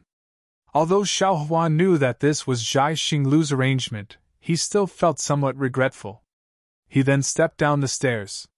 After only a dozen steps, there was another moon door at the bottom of the stairs. After passing through the moon door, he saw the empty Jai Xinglu. At this time, there was nothing but bright lights in Jai Xinglu. Even the green-robed youth from before was nowhere to be seen. Come. Xiao Hua thought for a moment, then raised his voice. Senior, what instructions do you have? As soon as Xiao Hua's voice fell, a green-robed youth answered and bowed respectfully. I have something to ask of. Number 307. How can I summon him? Xiao Hua looked at the green-robed youth's unfamiliar face and said. Number 307? Oh, Senior is looking for number 307 in the Star Palace. Senior, please wait a moment. The green-robed youth was stunned at first, but immediately understood. He hurriedly answered and turned to leave. At this time, Xiao Hua seemed to have thought of something and ordered again. That's right, does your Star Palace sell the 100 Classics of Thought? The 100 Classics of Thought? The green-robed youth was even more stunned. He smiled and said, If Senior wants Confucian cultivation methods, my Jai Xinglu naturally has them. But when it comes to the 100 Classics of Thought, they are all ordinary things in the Confucian Academy. This junior really does not know. You go find number 307 and tell him what I said. Xiao Hua nodded and said, Tell him to come as soon as possible. The green-robed youth did not dare to be negligent. After cupping his hands, he hurriedly turned around a corner and disappeared. Xiao Hua looked around the silent Jai Xinglu and saw the open door. He knew that this was not the only door at this time. There must be one in front of old monster Jifeng and Fu Jiwen. Fine, let me see what the Duanmu family is planning. Xiao Hua's eyes narrowed. He reached out and took out the wishful staff, then slowly walked out of Jai Xinglu. Xiao Hua stepped out of the door and saw a light flash in front of him. He was standing in front of Jai Xinglu in the night. At this time, it was probably past midnight. In the deep night sky, the bright moon was abnormally bright, covering the nearby stars. Xiao Hua was used to seeing the starry sky of the Bright Moon Palace. He could not tell which was the real starry sky and whether he had walked out of the Bright Moon Palace. -11. Chapter 3303. Senior, you are out! In front of Jai Xinglu, Xiao Jian was anxiously waiting with Yuanya and Lu Yi. Seeing Xiao Hua come out, he happily called out. Xiao Hua lightly nodded and looked to the side. Around 10 feet away, Fu Jiwen also hurriedly walked over. He seemed to be a little anxious from waiting. Fellow Taoist Xiao! Fu Jiwen approached and looked at Xiao Jian and the rest. He whispered, "Is this your disciple?" "Not really a disciple." Xiao Hua waved his hand and asked, "Where is old demon Jifeng?" Senior Shifeng left first. Before he left, he asked fellow Taoist Xiao to be sure to reach the bridge in front of Drifting Smoke River in 15 minutes. There is a dragon boat parked there. If Senior can't make it, then you don't have to go this time. Xiao Hua nodded and asked, "Do you know that place?" "I know that place. It is only a few dozen feet away from Jiaxing Lu. It is right there." Fu Jiwen pointed with his finger and smiled. "Hee, do you still need 15 minutes? Xiao Hua smiled coldly and raised his eyes to look outside the signboard of Jiaxing Lu. He saw that at the location of Dark Night, there were a dozen boorish men wearing the same golden armor as Duan Wuqiu standing there in a strange formation. They looked scattered and strange. "Young Master Fu, you wait and get to know them," Xiao Hua said. "Later you will follow them to Seven Suns Temple." After speaking, without waiting for Fu Jiwen to speak, Xiao Hua waved the wishful staff in his hand. The staff let out a whooshing sound in the night sky. "Where is Duan Wuqing?" Xiao Hua walked out of Jiaxing Lu's signboard and faced Duan Wuqiu. Xiao Hua glanced at the golden carriage parked in the distance, and the dragon horse pulling the carriage. "Humph, you better remember that my name is Duan Wuqiu. This matter has nothing to do with my young master." Duan Wuqiu took 2 steps forward. The golden armor on his body made a clattering sound. With a hong sound, he took down a huge copper spine from his shoulder and placed it on the ground. The ground nearby shook. Then Duan Wuqiu looked at Xiao Hua with a sinister smile and said, "When my family's young master just came out, he also told me about this matter and asked me to keep the peace.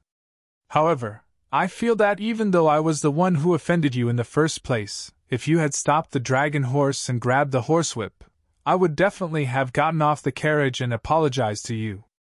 But you actually pulled me out of the car when I wasn't paying attention. This is an insult to my reputation. If I don't defeat you, will I still have the face to get on the carriage? How could he have the face to continue staying in the Duanmu clan? What face do I have to face the Duanmu surname?" Xiao Hua looked at the people behind Duan Wuqiu. An obvious killing intent was emitted from these people. Moreover, after passing through the scattered formation, this killing intent actually condensed together and shrouded him from afar. It was as if he said something wrong, this killing intent would turn into a huge sword and smash him into pieces. Xiao Hua patiently listened to Duan Wuqiu's explanation and said coldly, "So you've entangled so many people? Bullying with numbers?" "I'm not bullying you with numbers. These are my good friends. They heard that you have amazing divine power and that you can subdue a dragon horse. They all want to come and see for themselves." Duan Wuqiu was obviously someone who had been taught by others. His words were seamless and flawless. "Good." Xiao Hua nodded. "This old man will ask you one last question. If this matter has nothing to do with Duan Wuqing, then does it have anything to do with the Duanmu clan?" "Hee." Duan Wuqiu laughed coldly. "I really want to do as you wish and say that this matter has nothing to do with the Duanmu clan. But I and these good friends behind me, most of them have the surname Duanmu. Do you think this matter has anything to do with the Duanmu clan?" "Ha!" Xiao Hua laughed heartily. With a flip of his hand, a flying talisman was placed on his body. "As expected, you're still a bunch of dogs who rely on their master's power. You don't even dare to say that this matter has nothing to do with the Duanmu clan. However, since you all want to use the Duanmu clan as a fig leaf, then this old man will give the Duanmu clan face." "Hit!" Xiao Hua shouted as his figure soared into the sky. He raised the wishful steel staff and smashed it towards Duan Wuqiu's face with a whining sound. Good. Duan Wuqiu had been accumulating his power for a long time. Seeing that Xiao Hua had made his move, he also roared loudly. He stomped his feet and a light cloud appeared under his feet, lifting his body up. The muscles on his arms flowed like water, and with a "thoo" sound he lifted up the huge copper spine. Following a gust of wind around Duanmuchio, he rushed towards Xiaohua's wishful steel rod. At the same time, the 10 people behind Duanmuchio also moved. Each of them let out a loud roar and brandished their fists and legs, striking towards Xiaohua's direction with all their might. Woo! It was as if a mountain was collapsing. 10 streams of noble spirit that were enough to split rocks were triggered by them. Following the rush of everyone's fists, these 10 streams of noble spirit condensed and merged into one in midair, forming a cloud that was like a fist. Although it was launched later, it arrived first. It surpassed Duanmuchio's copper spine and smashed towards Xiaohua from top to bottom. The wind whistled as Xiaohua flew in midair. That gust of wind hit his face and almost pressed him to the ground. Within that gust of wind, the noble spirit was like a red fire that wanted to ignite him. Ha! Xiaohua laughed loudly. Although his voice was blown away by the noble spirit, it still clearly resounded in the night sky. The noble spirit is controlled by people like you who rely on their master's power. How can it be called noble spirit? How can there be righteousness? Even if all of you have righteous spirit flowing from every pore of your body, you are still not this Zhao's match. As he spoke, Xiaohua shook his hand and threw out dozens of fire talismans. Each of them drew a slightly mysterious arc and attacked the fist-like noble spirit. He did not face the combined attack of the 10 people at all. The wishful staff drew a shadow in midair and hit Duanmuchio's copper spine. Seeing that Xiaohua actually used an unexpected method to attack the combined attack of the 10 people, Duanmuchio was shocked at first. However, seeing the wishful staff that was as thick as a goose egg was about to hit him, he also sneered. I'll let you have a taste of my copper spine. Unfortunately, before he could finish his sentence, there was a loud bang. The copper spine was hit by the wishful staff. That loud bang was like the impact of a mountain. Not only did it interrupt Duanmuchio's arrogance, it also shook his arm until it was numb. Both of his hands could not hold the copper spine at all. His entire body was uncontrollably sent flying under the huge force. If you want to fight, then let's fight.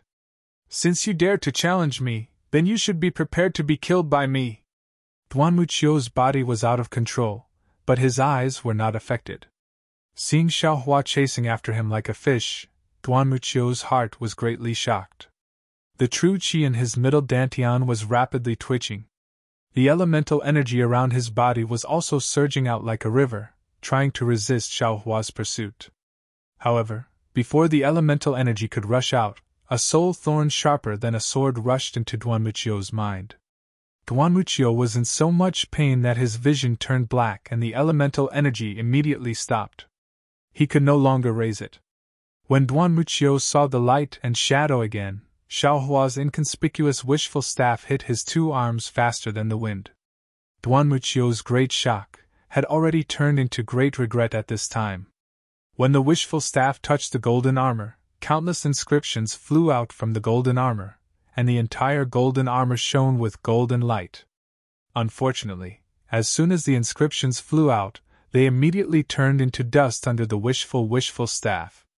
The golden armor was destroyed, but what about Duanmuchio's arms? However, no one was paying attention to Duanmuchio's arm right now.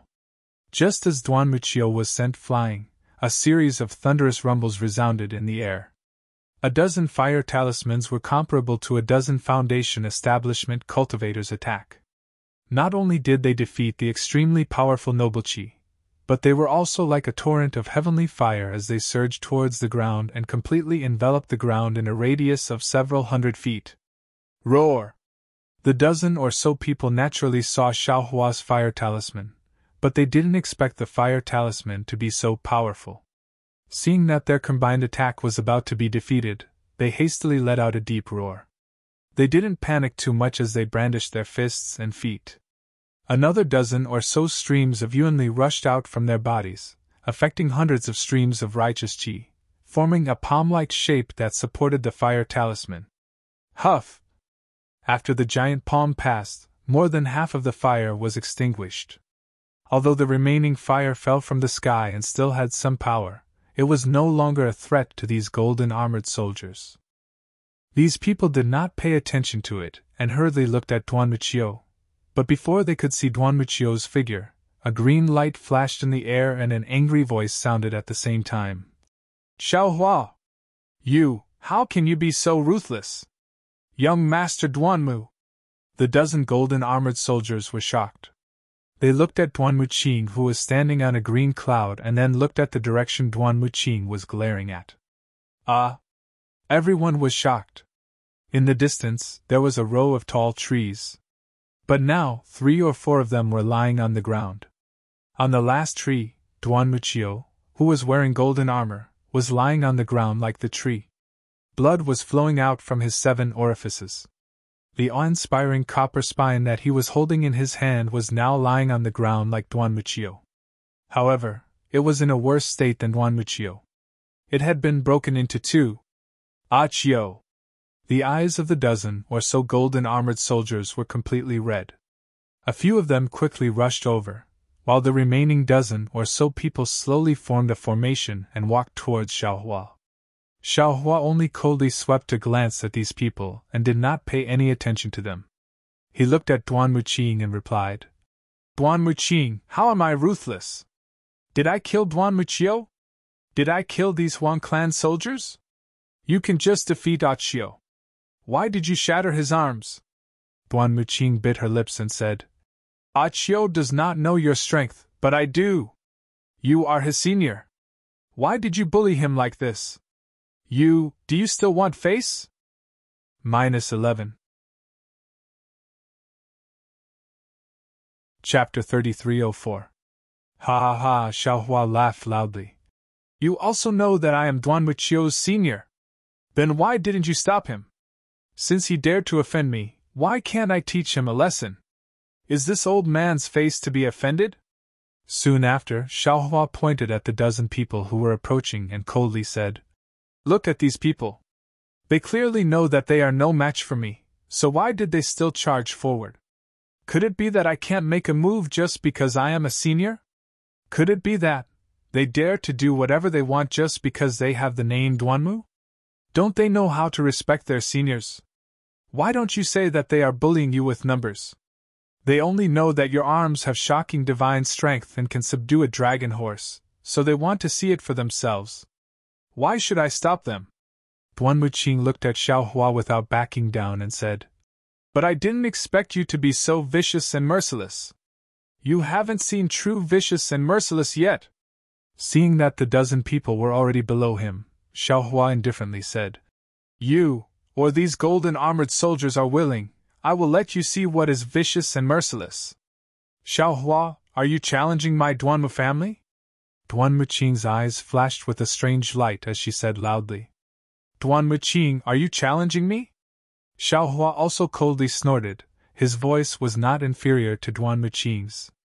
Duan Muqing naturally hoped that Xiaohua would answer, but Xiaohua did not answer directly and instead threatened Duan Muqing. If Duan Muqing wanted an answer, it seemed that she would have to answer Xiaohua first. But if Duan Muqing answered, Xiaohua would immediately make a move and kill Duan Muqing before challenging the Duanmu family. Duan Muqing's eyes were bright as she stared at Xiaohua. She was quickly considering whether she should make a move. Unfortunately, when she thought of Xiaohua's divine strength, Huafu, Little Black, Pegasus, and even Xiaohua's strength of first-grade essence force, Duan Muqing did not have any confidence. Forget it. Duan Muqing waved her hand. Achio is the driver of my Duanmu clan's golden chariot. You injuring Achio is not something that I can do anything about. In the future, there will naturally be people who will question you. Xiaohua, let me give you a piece of advice. Don't think that you can be arrogant just because you have some cultivation. There's always someone better than you. There are still many people and things that you don't know about. Duan Muqing, I will remember your words. However, this Xiao will also give you a piece of advice. Don't think that no one knows what's going on here. Even the aristocratic families of Confucian cultivators can't block the mouths of the people of the world. A carriage driver from the Duanmu clan was so precious that he could only bully others, but others couldn't retaliate? This Xiao is waiting for your Duanmu family's punishment. I want to see if the so-called scholarly clans of today still have justice, fairness, and justice. Justice, fairness, and justice? A trace of mockery flashed in Duanmu Qing's eyes. She smiled coldly and waved her hand. Let's go. Let this Taoist priest wait for his justice. As she spoke, Duanmu Qing waved her hand. She activated the light cloud under her feet and landed on the golden carriage in the distance. At this moment, Duanmu Qiu had already stood up with the help of 2 golden armored soldiers. Although his arms were shattered and his body was injured, his legs were fine. He looked a little weak as he walked, but when he turned his head to look at Xiaohua, his eyes were filled with fear and hatred. The other 10 golden armored soldiers were afraid that Xiaohua would suddenly injure them and didn't dare to be careless. They arranged themselves in a scattered formation and slowly left. In just a moment, they had all gathered around the golden carriage. As for Xiaohua, he didn't even place these golden armored soldiers in his eyes. When Duanmu Qing flew away, he didn't stop. He sent out his divine perception and saw that the few divine perception and essence perception that came into contact with his divine perception had all retreated and landed in front of Zhai Xinglu's signboard. Below the signboard, other than Fujiwen, Xiao Jian, and the others, there was only the green-clothed youth called number 307. At this moment, the green-clothed youth's eyes flashed with an indescribable brilliance. When he saw Xiaohua land, he hurriedly bowed respectfully. Junior greets Senior. And have you done what I instructed you to do? Xiaohua waved his sleeves and asked the green-clothed youth. Junior has done it. The green-clothed youth hurriedly took out a small qiankun bag and handed it over. Other than the map and some strange items that Senior wanted, Junior has also helped Senior find the 100 classics of thought. In addition, Senior gave me a lot of essence stones. Junior took the initiative to find some common cultivation techniques for Senior. Xiaohua took the small qiankun bag and kept it without even looking. He took out a few mid-grade essence stones and handed them over, smiling. Many thanks to you this time. These are some thanks from this old man. I don't dare, I don't dare. The green-clothed youth hurriedly waved his hand. There are still a few pieces of essence stones left from Senior. Take it. Xiaohua flung his hand and the essence stones landed in front of the youth. If you can, give 2 pieces to Bright Moon Palace's Xiaoyi. After speaking, Xiaohua left without turning his head back. Seeing Xiaohua leave, Fujiwen, Xiao Jian, and the others hurriedly chased after him. After several people left, Zhu Qing slowly walked out of Zhai Xinglu's door and looked at their backs with deep worry on her face. Tower Master! The green-clothed youth took the essence stones and said in a low voice. That Senior insisted on giving this. And keep it for yourself. Give 2 pieces to Lianhong.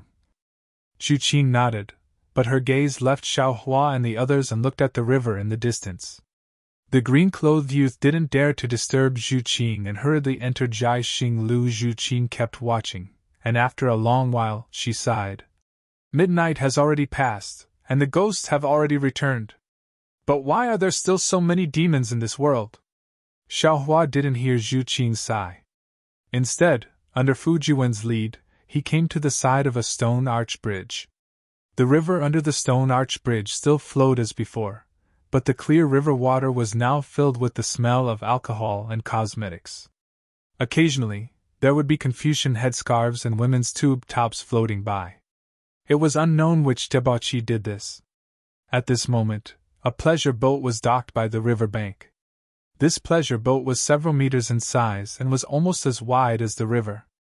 Moreover, this pleasure boat was different from the usual ones.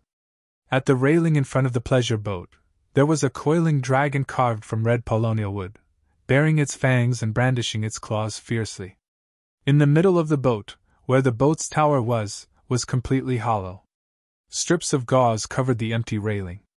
Although some lights could be seen through the gauze, the situation inside could not be seen. Fellow Taoist Xiao. Seeing this pleasure boat from afar, Fujiwen said in a low voice.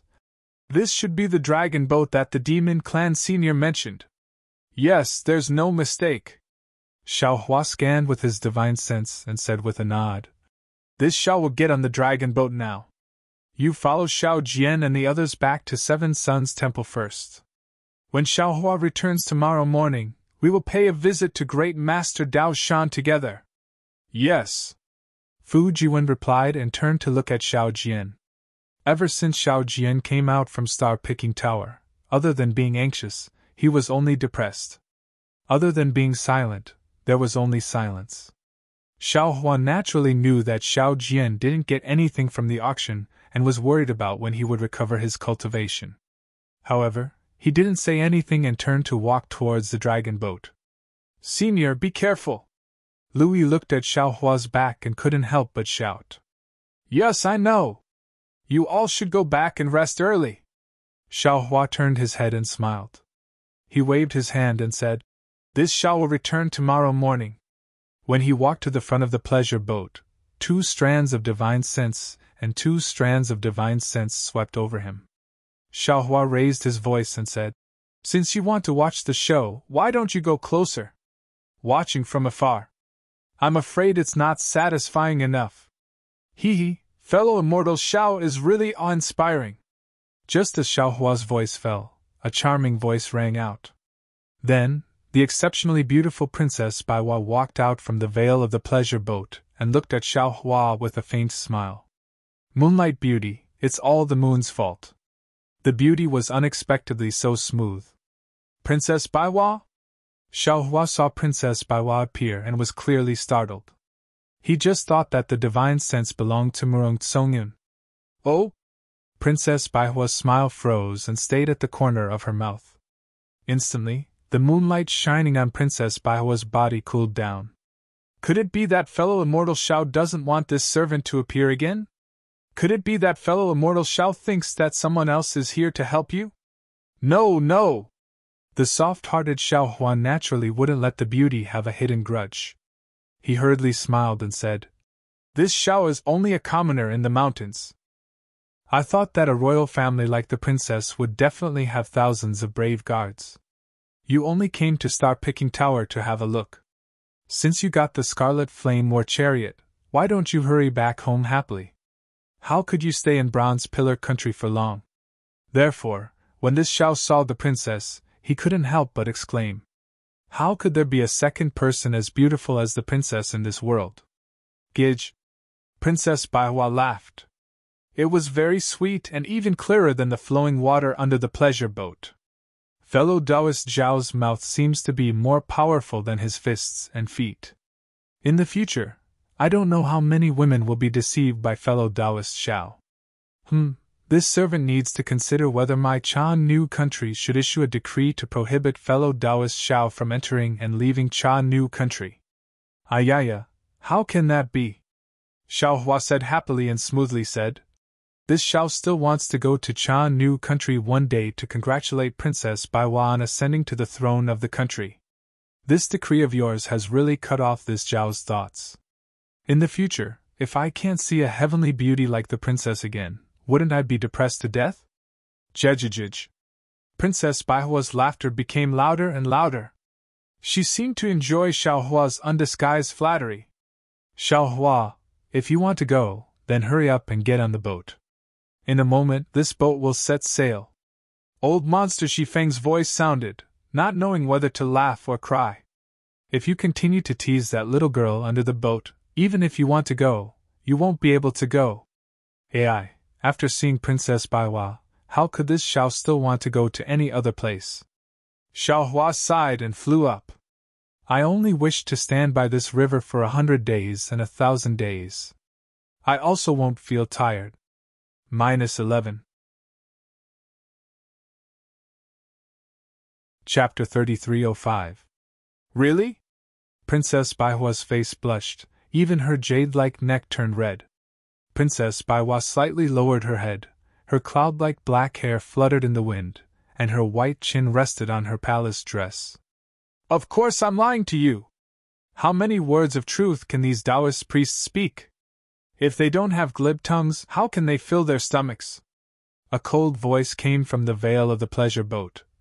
If you don't believe me, I'll catch a few Taoist priests on the streets of Bronze Pillar Country tomorrow for you to see. Xiaohua was also familiar with this voice. It was the Eastern Sea Dragon Palace's Inspector Ao Shuai. Xiaohua landed on the pleasure boat and looked up to see the situation inside the veil. The pleasure boat was very quiet. There were only 4 red lanterns around the boat, and then there were a few chairs. At this time, there were 2 Yao sitting on the chairs. Xiaohua was secretly puzzled. Strange! Why don't I see Murong Tsongyan? But just as he was puzzled, Xiaohua frowned and said, It's even stranger. Murong Tsongyan didn't say she would come to the auction, but I thought she would come? What does her not coming have to do with me? Why do I suddenly think of her? Xiaohua. Princess Baihua's voice suddenly became like a mosquito. Why don't you answer my question? Are you thinking of someone else? How could that be?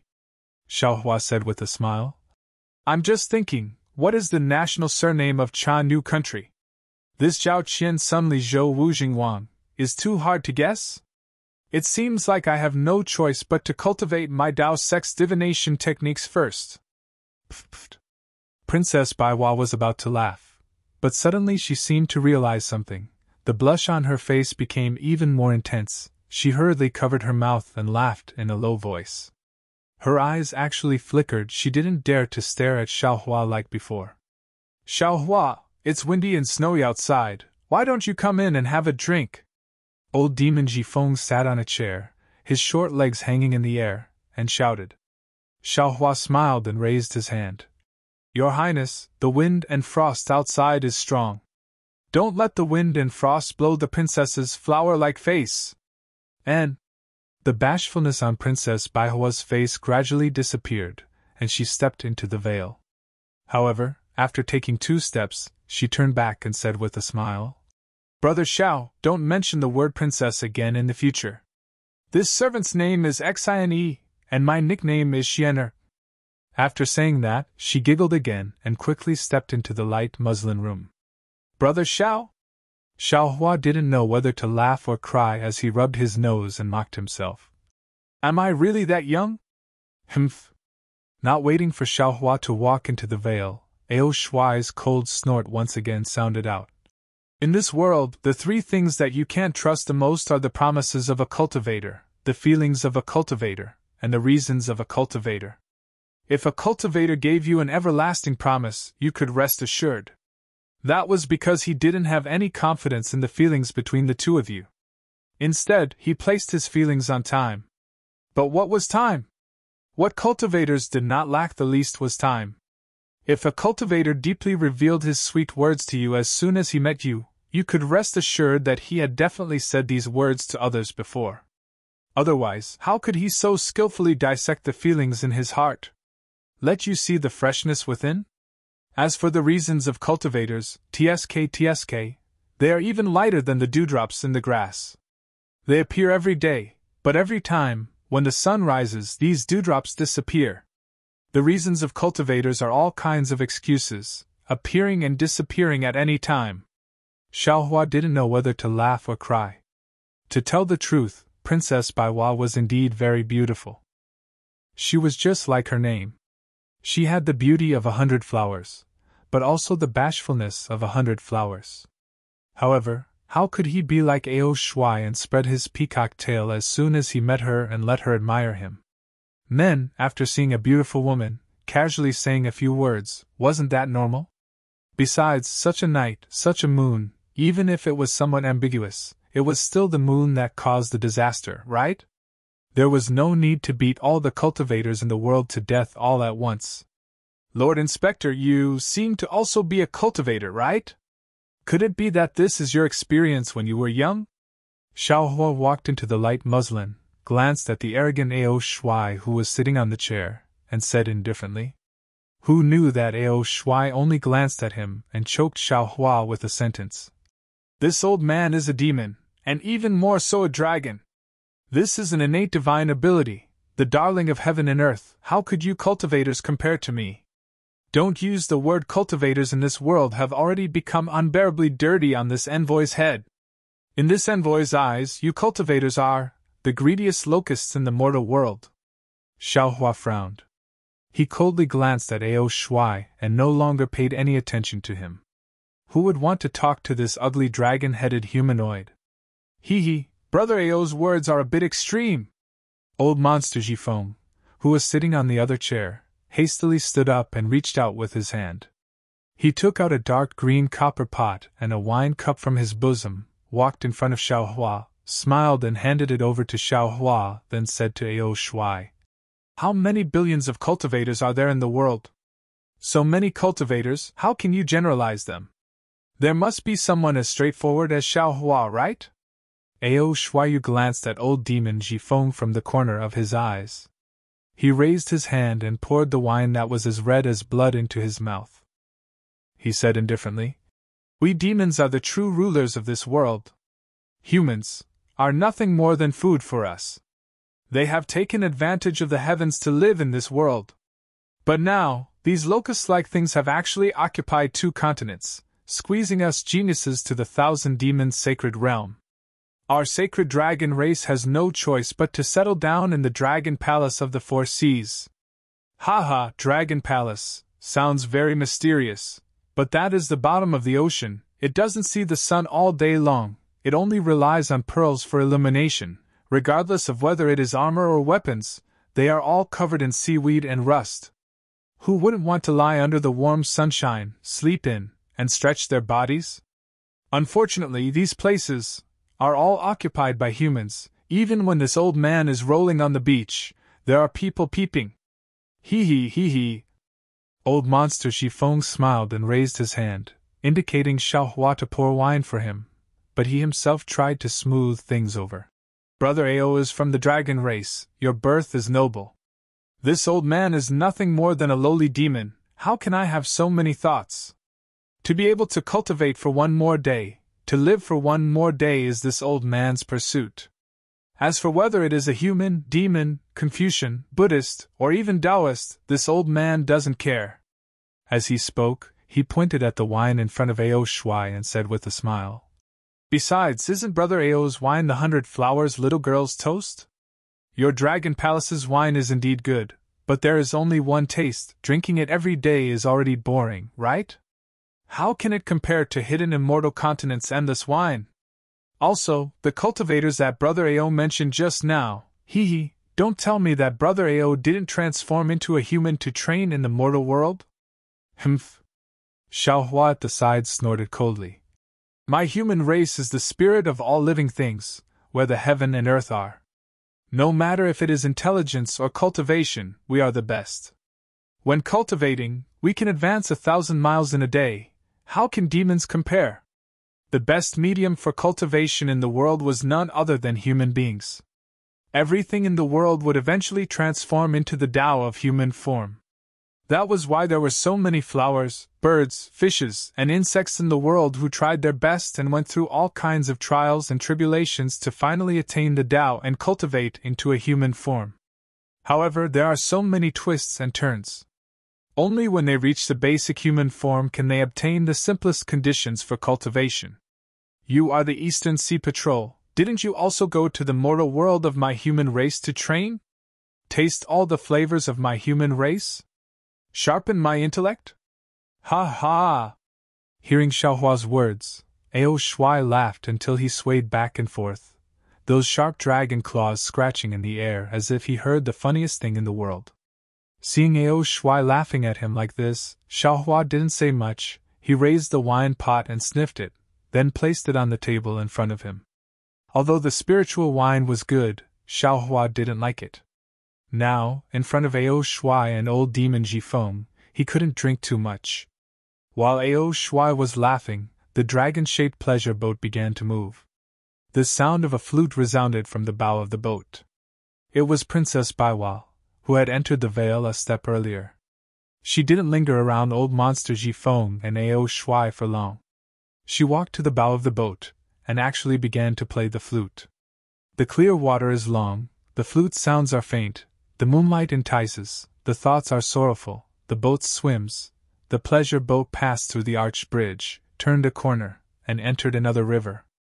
This river was clearly much wider than before, and there were fewer pleasure boats. Ao Shuai's laughter gradually died down amidst the flute's sounds. His mocking gaze looked at Princess Hundred Flowers back, then landed on the messy water. After a while, he drank a cup of wine and said, "Sai, I have to say, although humans are cunning and selfish, they are also smart. Not to mention cultivation, even the Tao of zither, go, calligraphy, and painting is not something we demons can compare to. It's definitely not a coincidence that this world is filled with humans." "That's right." Old Demon Jifeng took the opportunity to laugh. "Our 1,000-demon sacred realm's Archean Ian Ridge is filled with the sound of wind all day long. It's either lion's roar or wolf's howl. How can there be such beautiful music? If we don't enter the hidden immortal continent, and don't take human form, how can we know? What a pity! How could an ignorant person like you know what we are thinking? They actually think that they are the spirits of all living things, and that everything in this world has to follow them. Not to mention that flowers, birds, insects, and fish can't be lumped together, even if they are considered the same species, they can't be considered demons. Taking a step back, even if they can take human form and look like humans, how can they cultivate like humans? Taking human form is just for a better survival. If this world is filled with cockroaches, they will definitely turn into cockroaches." Ao Shuai sighed and said without looking at Xiaohua, "Humans being the spirits of all living things is just laughable arrogance. Humans being the leader of all living things is even more lamentable self-deception." "Hee hee." Xiaohua laughed and looked up. "Ao Shuai, let me ask you. Why did you take human form? Why did you come to the hidden immortal continent to train?" -11. Chapter 3306. Xiaohua! Didn't this old man say it just now? The reason why I transformed into human form is not because you humans are the leader of all living things, but because you humans are too good at reproducing.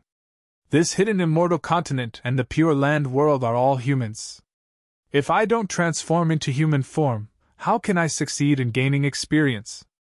Also, because there are too many humans in this world, we have no choice but to adapt to this change. We have no choice but to go to your human race to gain experience and know what you think and do. Otherwise, unless our demon race exterminates your human race, we won't have to do this. It is precisely because our human race is the spirit of all living things that our human race can reproduce like this, obtain the destiny of heaven and earth, and control the two continents. Xiaohua himself is a human, so he naturally has to speak for the human race. Since he has nothing to do now, he might as well debate with Ao Shuai. Otherwise, our human race would have been exterminated long ago. Hee hee, Xiaohua, weren't you talking about the theory of transformation just now? What kind of flowers, birds, insects, and fish need to transform to cultivate? Now that you know the fundamental reason why our demon race transforms, why don't you mention it? Ao Shuai sneered and retorted. That's true. Xiaohua frowned slightly. He used to think that this was correct, but after listening to Ao Shuai's words, his intuition told him that Ao Shuai's words were not wrong. Now that he thought about it again, Xiaohua used to think that flowers, birds, insects, and fish transforms into human form by using the human body's meridians to cultivate. But now, the hidden immortal continent and the pure land world's Confucian cultivators and Buddhist sects don't use meridians, so the flowers, birds, insects, and fish transforms into human form without using meridians. Since they don't use the human body to cultivate, then, the human being is the spirit of all living things is somewhat unreliable. Just as Ao Shuai said, this sentence is a gimmick used by the human race to show off. Let this old man teach you a little more. Seeing that Xiaohua was somewhat silent, Ao Shuai proudly said, "The so-called flowers, birds, insects, and fish should be divided into two categories. Flowers and plants belong to the lowest category. Although they are considered to have vitality, they don't have life. They are lower than humans. Perhaps they take human form to get closer to the human race. Birds, insects, and fish can only be regarded as demon beasts. They have obtained the spiritual energy of heaven and earth and can cultivate, so they can be regarded as demons. Only those like us who are born with the legacy of the demon clan, born with the strongest demon body in the world, are true demons. Right, speaking of which, since you humans are the wisest of all living things, why have I never heard that you humans have inherited memories and cultivation methods? Xiaohua was somewhat at a loss for words. At this time, Princess Baiwa walked over. Although her voice was somewhat timid, her tone was clear and bright. Senior, although our human race doesn't have the ability to pass down inheritances, we still have the ability to pass down inheritances. But we humans have the ability to learn and create. Through learning, the human race can learn the abilities of the demon race. Through creation, the human race can innovate and bring forth new things. The student can surpass the master. Each generation will be stronger than the previous one. On the other hand, the demon race only knows how to pass down their legacies. They are stuck to the rules, and each generation is worse than the last. This is why we humans have the upper hand in the 3 continents. That's right, that's exactly the case. Xiaohua clapped his hands and laughed. Even the little girl from 100 Flowers isn't convinced? Ao Shuai seemed to admire Princess Baiwa very much. He chuckled and said, "When it comes to learning, do you think we demons don't know? Wasn't transforming and going to the hidden immortal continent just to learn? Creation? Heh, what kind of forgery is that? Does it count as creation? Those cultivation methods of your human race, not to mention Confucian cultivators, Buddhist sects or Taoist sects, aren't they all plagiarized from our demon race's inheritance? Aren't they all just drawing on gourds? If this kind of plagiarism is creation, then the word creation in this world has been blasphemed by you humans. The word creation was originally created by our human race. How we blaspheme it is our own business." Princess Baiwa and Xiaohua had a common enemy, and also refuted Ao Shuai without the slightest hesitation. Ao Shuai listened to Princess Baihua's roguish argument, and faintly smiled. "Since creation is a characteristic of your human race, then why don't you create something that doesn't exist in this world? Since you think that the human race is the wisest of all living things, then why do many origin formations, many Buddhist seals, especially in Taoist sects, many spells have traces of my demon race? If it's not a dragon form, then it's a phoenix form. Is it because any of the demon race's incarnations are more powerful than the human race?" Boom! Ao Shuai's words struck Xiaohua like a bolt of lightning. Xiaohua was immediately dumbstruck. "That's right, let's not talk about the demonic form of this magic art. Just talking about the true bloodline of the Dawn Rain continent, isn't it because the cultivator's essence blood contains the bloodline of spirit beasts that they can advance by leaps and bounds during cultivation and greatly increase their power? If the human race is the wisest of all living things, why would they need to rely on the blood of spirit beasts?" Princess Baiwa has been paying attention to Xiaohua's expression. At this time, seeing Xiaohua in a daze, she hurriedly refuted. "Senior, nowadays, whether it's Taoist sects, Confucian cultivators or Buddhist sects, our human race has thousands of cultivation methods, each of which has its own advantages. Although some cultivation methods have the demon form of the demon race, many of them don't. Most of the cultivation methods of Confucian cultivators don't have it, right? The cultivation methods of Buddhist sects are mainly about Buddha, there's almost no demon form. Moreover, the so-called 3,000 great Taos, hundreds of schools, and 3,000 great worlds are the end of our human race's cultivation. Senior, don't tell this junior that you don't know about Confucian cultivators' ascension and Buddhist sects' heavenly gates guidance. This is different from your demon race's shattering of the void.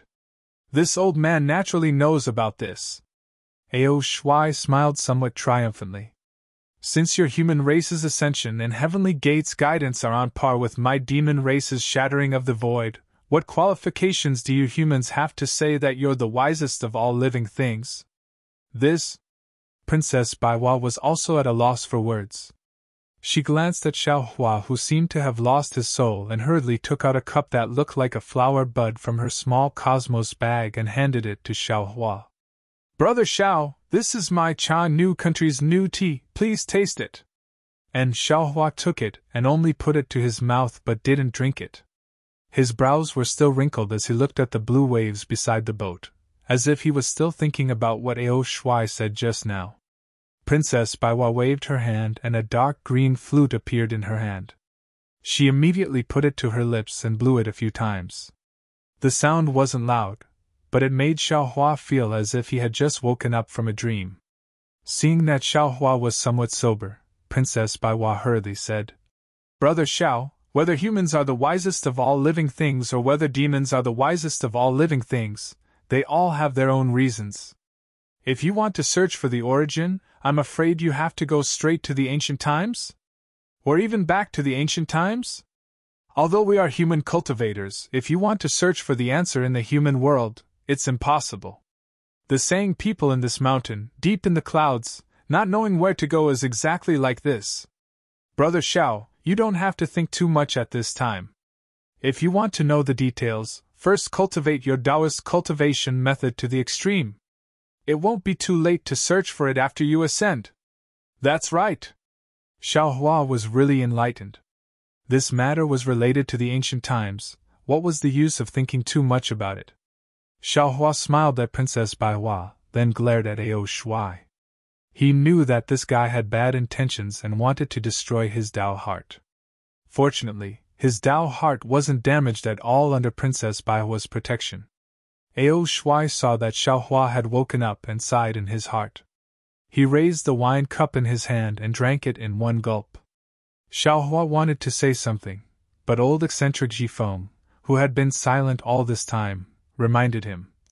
Everyone, be careful. We're about to enter the auction, oh? Xiaohua frowned and looked out of the boat in confusion. They were just about to enter the auction. What was there to be careful about? Could it be that there was something strange about the auction? As for Ao Shuai's words, they were like a small thorn that deeply pierced into Xiaohua's heart. Princess Baihua's words might be reasonable and represent the thoughts of all humans, but they were, after all, true humans. They could only think from the perspective of humans. However, Xiaohua was now somewhat different from a pure human. Whether it was the Taoist, Confucian, and Buddhist cultivation methods, the tempering of dragon veins, phoenix body, and divine bones, or even the cultivation of demon blood, they all gave him more opportunities to come into contact with things that humans didn't know about. They gave him the fate to come into contact with things that ordinary people couldn't understand. Although Ao Shuai's words were a bit extreme, if one really thought about it, they were somewhat reasonable. Under the gaze of Xiaohua and the others, the pleasure boat quietly floated forward, as if it was being supported by a hand. And in front of the pleasure boat, there was an arch bridge. This arch bridge was very desolate, there were no lights, and there were no signs of infatuated men and women being together forever. Just as the dragon heads in front of the boat touched the arch bridge, an indescribable fluctuation was emitted from the balls in the mouths of the two dragon heads. One wang. It seemed like dozens of wasps were flapping their wings at the same time. A slight buzzing sound was actually emitted from under the bridge. Then, in the bridge, the pitch-black space warped like ripples. This warping seemed to be able to spread, and in a moment, the entire bridge was filled with this kind of warping. Following this kind of warping, the boat began to shake violently, and the deck of the boat made popping sounds, as if the entire boat was about to be torn apart. However, the light gauze that was fluttering in the wind just now emitted a faint brilliance, and in this shaking, it didn't move in the slightest. Xiaohua and the others naturally didn't care about this kind of shaking, but when Xiaohua's divine sense swept over this distortion, a trace of astonishment flashed across his face. But it was very simple. The fluctuation emitted by this kind of distortion was the fluctuation of an ordinary transmission array, just that it was somewhat different from the transmission array of Xiaoyu continent. Sure enough, after the several zhang-long boat completely entered the less than 2 zhang-long arch bridge, a gray brilliance flashed, and the boat disappeared. The entire arch bridge was still that arch bridge, and the flowing water was still that flowing water. There was no change at all. Transmission array? How is this possible? Xiaohua was very astonished. Previously, in Zhai Xinglu's Bright Moon Palace, didn't Fujiwen say, no? Even Xiaoyi also said that this hidden immortal continent doesn't have a transmission array, and one can only rely on flying to go anywhere. How could a transmission array appear here? -11. Chapter 3307. Xiao Hua was flabbergasted, but he didn't show it on his face. He just watched quietly. But at this moment, Xiao Hua and the others' eyes were different. After the gray light flashed, there was actually a huge space. There was still a river in this space, but the river was already dozens of zhan long. The pleasure boat seemed small in this river, and the water in the river was also turbulent, causing the pleasure boat to be a little bumpy. Xiao Hua turned his head to take a look. Behind the pleasure boat, there was also a huge cave entrance. The mountain was rugged, and there was a huge stalactite hanging there, blocking the entrance of the cave. The river water flowed under the stalactite, and it seemed that they could only enter this cave through the teleportation array. And the boats that came in from outside the cave would be blocked by the stalactite. Where is this? Xiao Hua glanced at it, and naturally released his divine sense. However, when his divine sense swept through the cave, Xiao Hua was shocked to discover that this cave was actually able to isolate his divine sense. Moreover, when his divine sense landed on the walls of the cave, there were signs of corrosion. Xiao Hua narrowed his eyes and thought to himself, interesting. I wonder if I'll have to use this transmission array when I leave.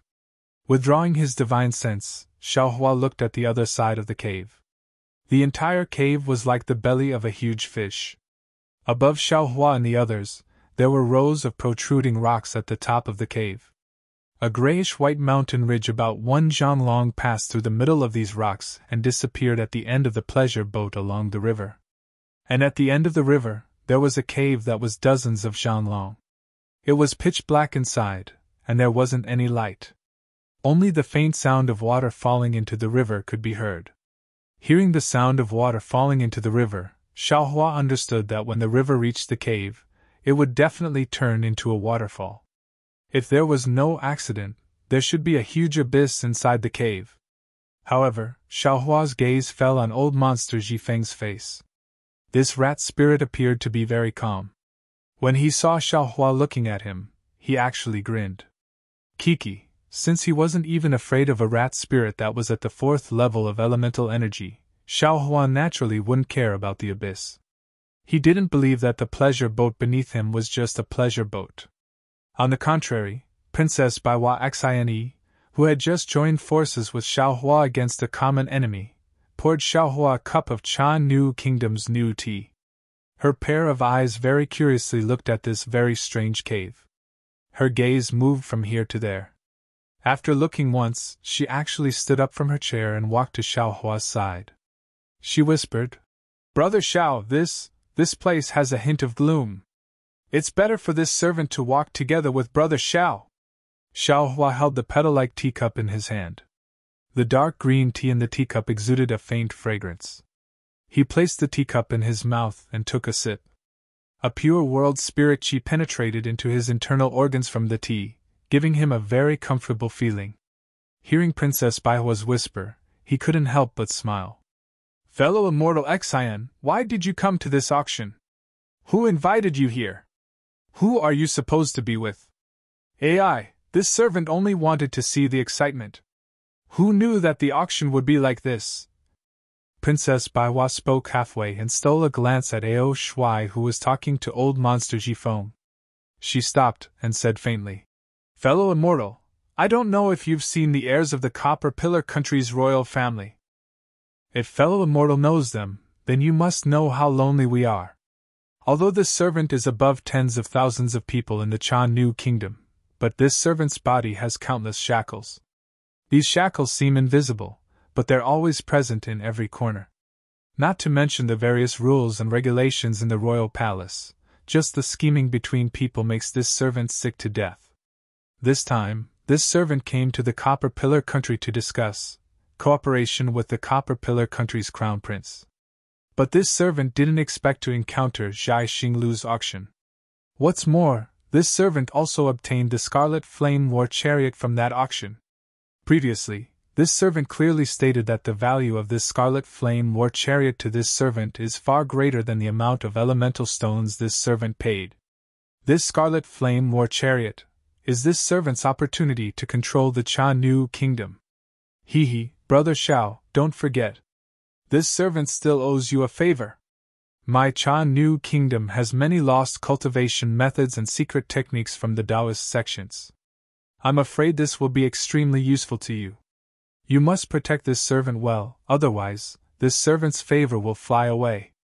As if afraid that Xiaohua would dare to let her go, Princess Baiwa hurriedly mentions what she said at the auction. Then she continues, this servant is very happy to have obtained the war chariot. During the day, the discussion with the Copper Pillar country's crown prince was also very harmonious. According to the plan, tomorrow, it should be early this morning, this servant will bring the war chariot back to the Cha Nu Kingdom. Thinking about the birdcage-like royal palace in the kingdom, this servant's heart is tangled. I really don't want to go back so early. Just now at the auction, didn't Senior Jifeng say something to the Eastern Sea Patrol? Thus, this servant took advantage of the time when you guys were bidding for the heavenly horse to sneak into Senior Ao Shuai's room to inquire. After this servant offered more than 10 jars of my Cha Nu Kingdom's new wine, Senior Ao Shuai finally relented and agreed to bring this servant to watch the fun. Since it was Ao Shuai who brought you here, you should be with him. Xiaohua sighs and touches his nose. He bitterly smiles and says, this Zhao's cultivation is shallow. When I come here, I can't even take care of myself. How can I protect you? You are the future ruler of the Cha Nu Kingdom. If something happens to you, this Xiao can't afford to take responsibility. Brother Xiao. Princess Baiwa pouts her small mouth, showing that delicate and pitiful appearance. Just now, we fought together with Senior Ao. You see, don't forget that we are all humans. He and Senior Jifeng are both demons. If this servant doesn't follow you, who else can I follow? But it doesn't matter, Brother Xiao, you can rest assured. With this servant here, I will definitely protect you and won't let you lose a single hair. Who told us to be humans? Don't you think so? This? Looking at Princess Baihua's somewhat sly eyes, Xiaohua is speechless.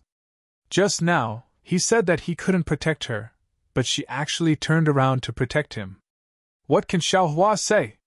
Brother Xiao. Princess Baiwa drags her voice again. It's just an auction, what danger can there be? This servant only feels that this place is gloomy. Moreover, when we were about to board the pleasure boat, Senior Ao of the demon race already said that he was also invited here. He doesn't know the depth of this auction, so he can't guarantee this servant's safety. This servant is relying on you.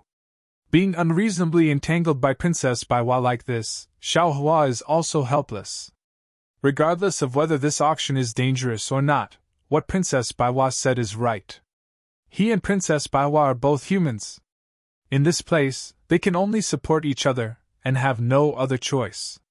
The eyes of others blind, the mouth of others is soft.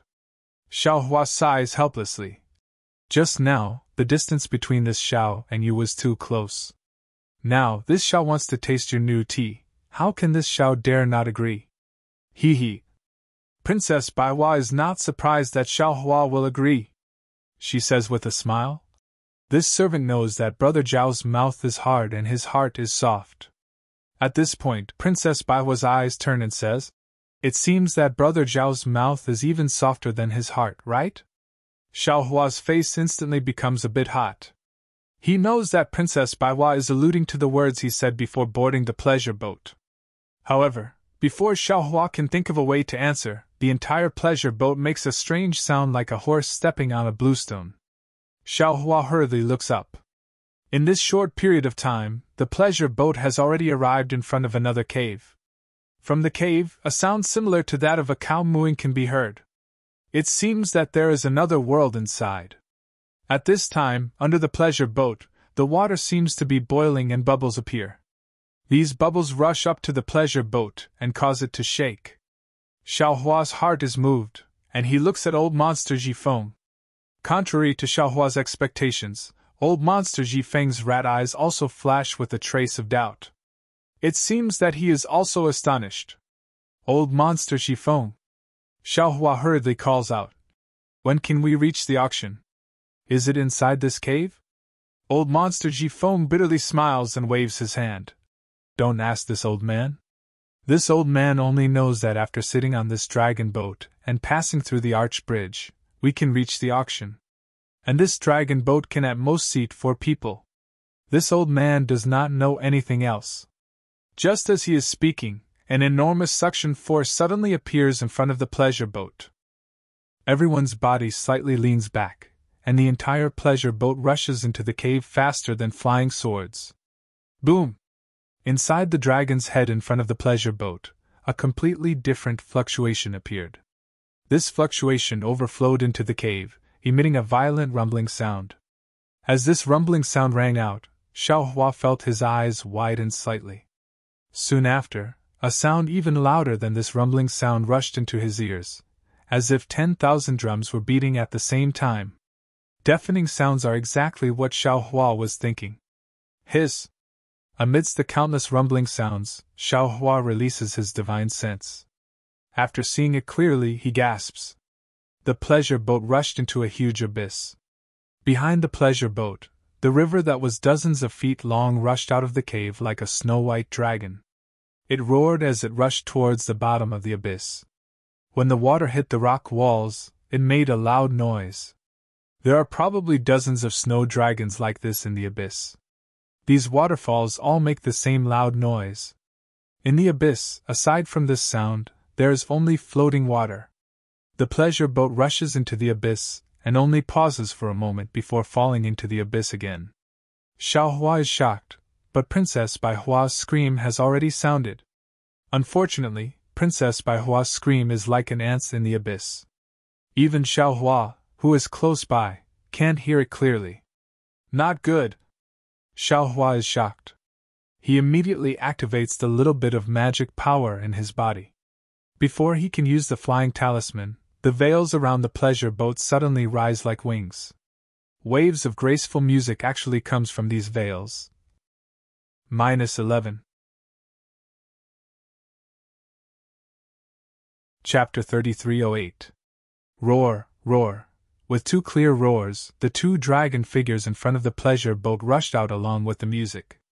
After winding in the air for a moment, they immediately pulled the pleasure boat, and the pleasure boat abruptly stopped in midair. Then, the 2 dragon figures flashed with a green brilliance. As the brilliance became more and more intense, the dragon figures roared again and rushed toward the stone wall. Woo-woo! With 2 collision sounds, the dragon figures rushed into the stone wall, and immediately, thousands of light shadows sprayed out from the stone wall. As soon as the light shadows fell on the dragon figures immediately turned into green stalks like a horned dragon. Moreover, these light shadows followed the green stalks to cover the pleasure boat, and in a moment, the entire pleasure boat was wrapped up. The moment the light shadows were sealed, the thunderous sounds in the entire abyss immediately disappeared. Moreover, through the light shadows, the entire abyss also changed. At this time, the pleasure boat of Xiaohua and the others had already transformed into a small pavilion. On the pavilion, the number 9 flashed with a faint brilliance. The pavilion was surrounded by vines, and the mist that filled the sky was like a hand, brushing these slender vines. In the entire abyss, in addition to Xiaohua's pavilion, there were 8 other pavilions of different styles. These pavilions emitted different brilliances, and Xiaohua and the others couldn't see the situation inside clearly. However, outside the pavilions, the numbers 1, 2 were indeed very clear. Looking at the center of the 9 pavilions, which was the center of the abyss, there was a hill-like drum. On this drum, 2 old men were casually sitting.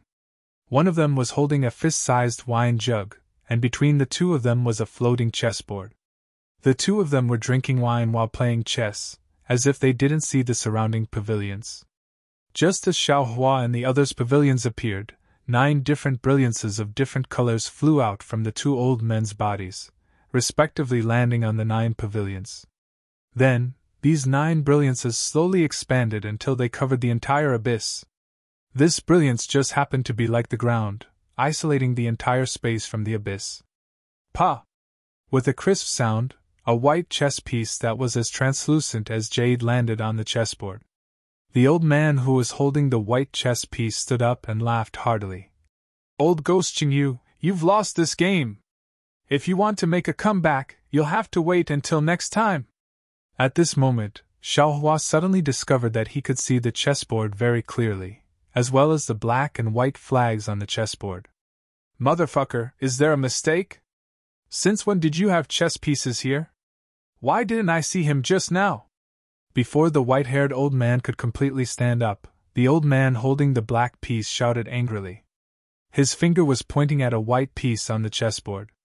Haha, if you lose, then you lose. You even learn how to renege.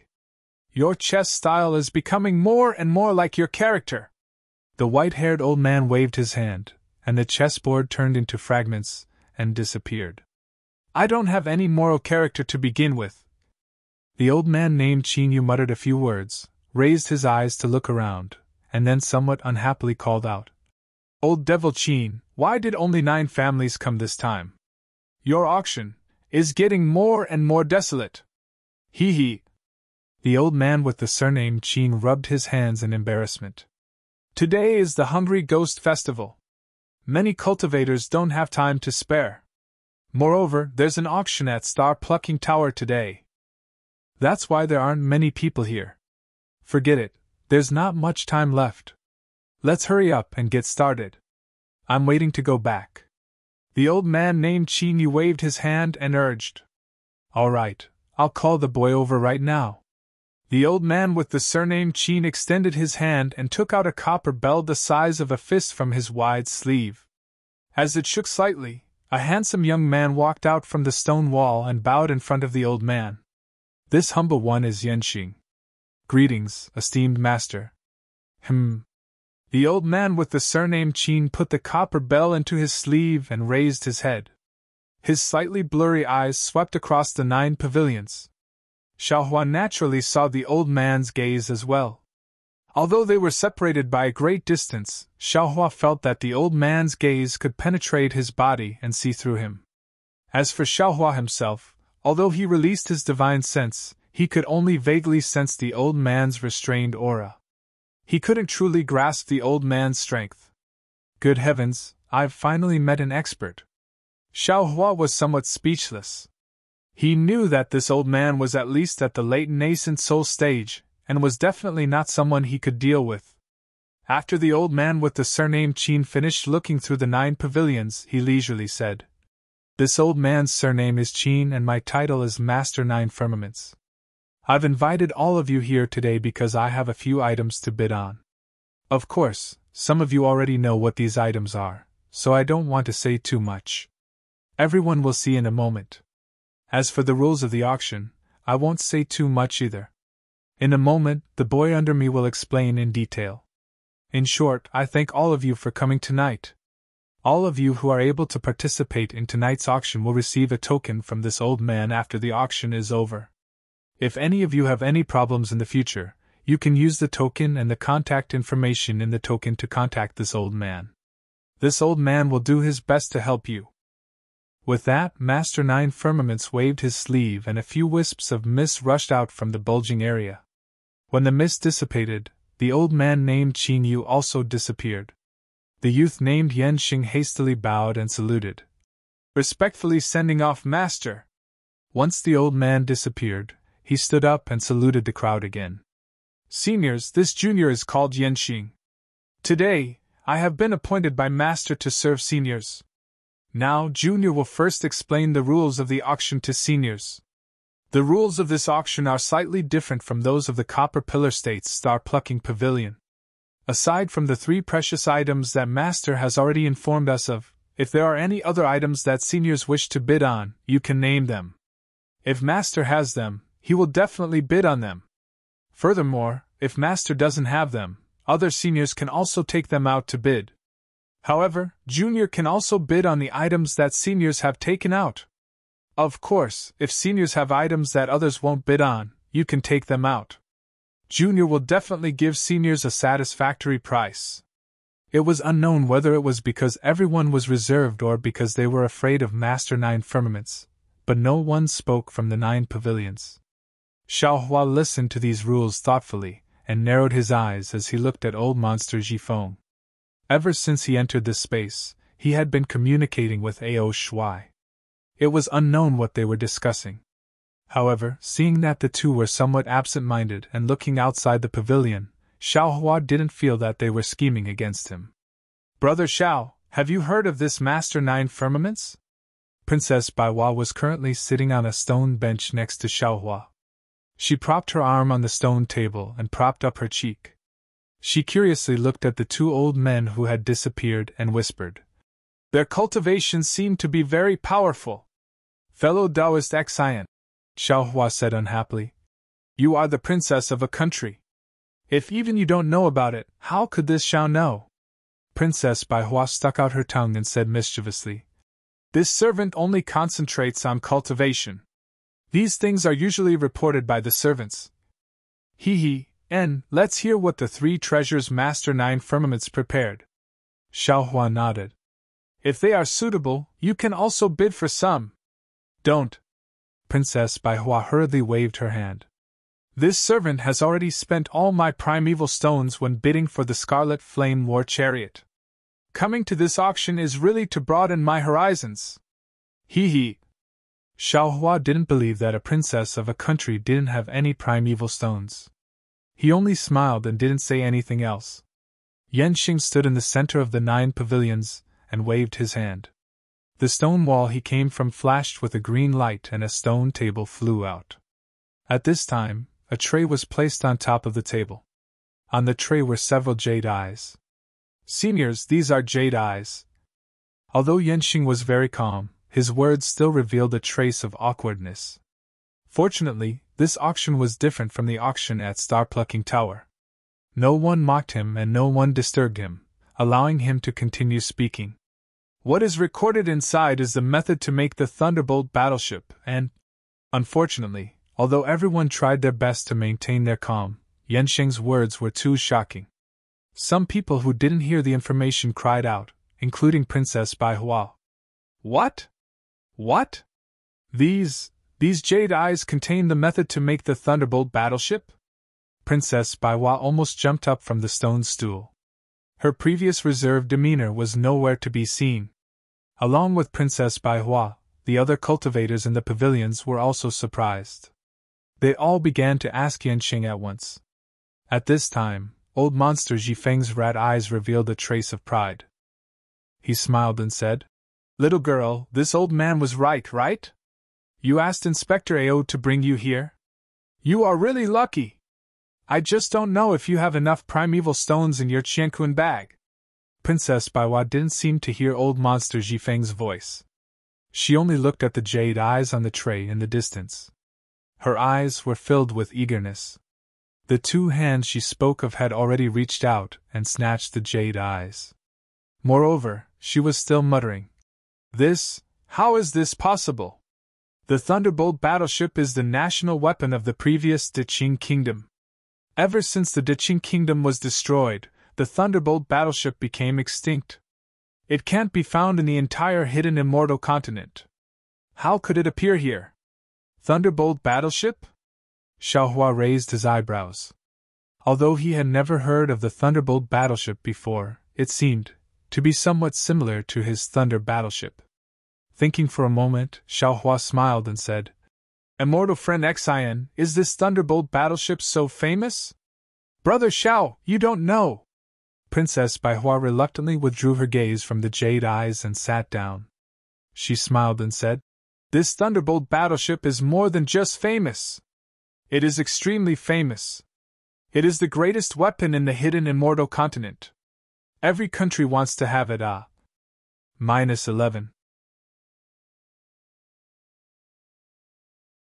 Chapter 3309. When Xiaohua heard this, he laughed. "Sounds really powerful. It's beyond my expectations." Princess Baihua sighed and explained, "This Thunderbolt battleship is the Jin Province de Shang Kingdom's siege weapon. Thousands of years ago, the Desheng kingdom used this to conquer countless small countries. If not for the sudden death of the Desheng kingdom's king, they would have conquered the entire Jin province. Unfortunately, after the sudden death of the Desheng kingdom's king, the entire kingdom was like a group of dragons without a leader. As the saying goes, when the tree falls, the monkeys scatter.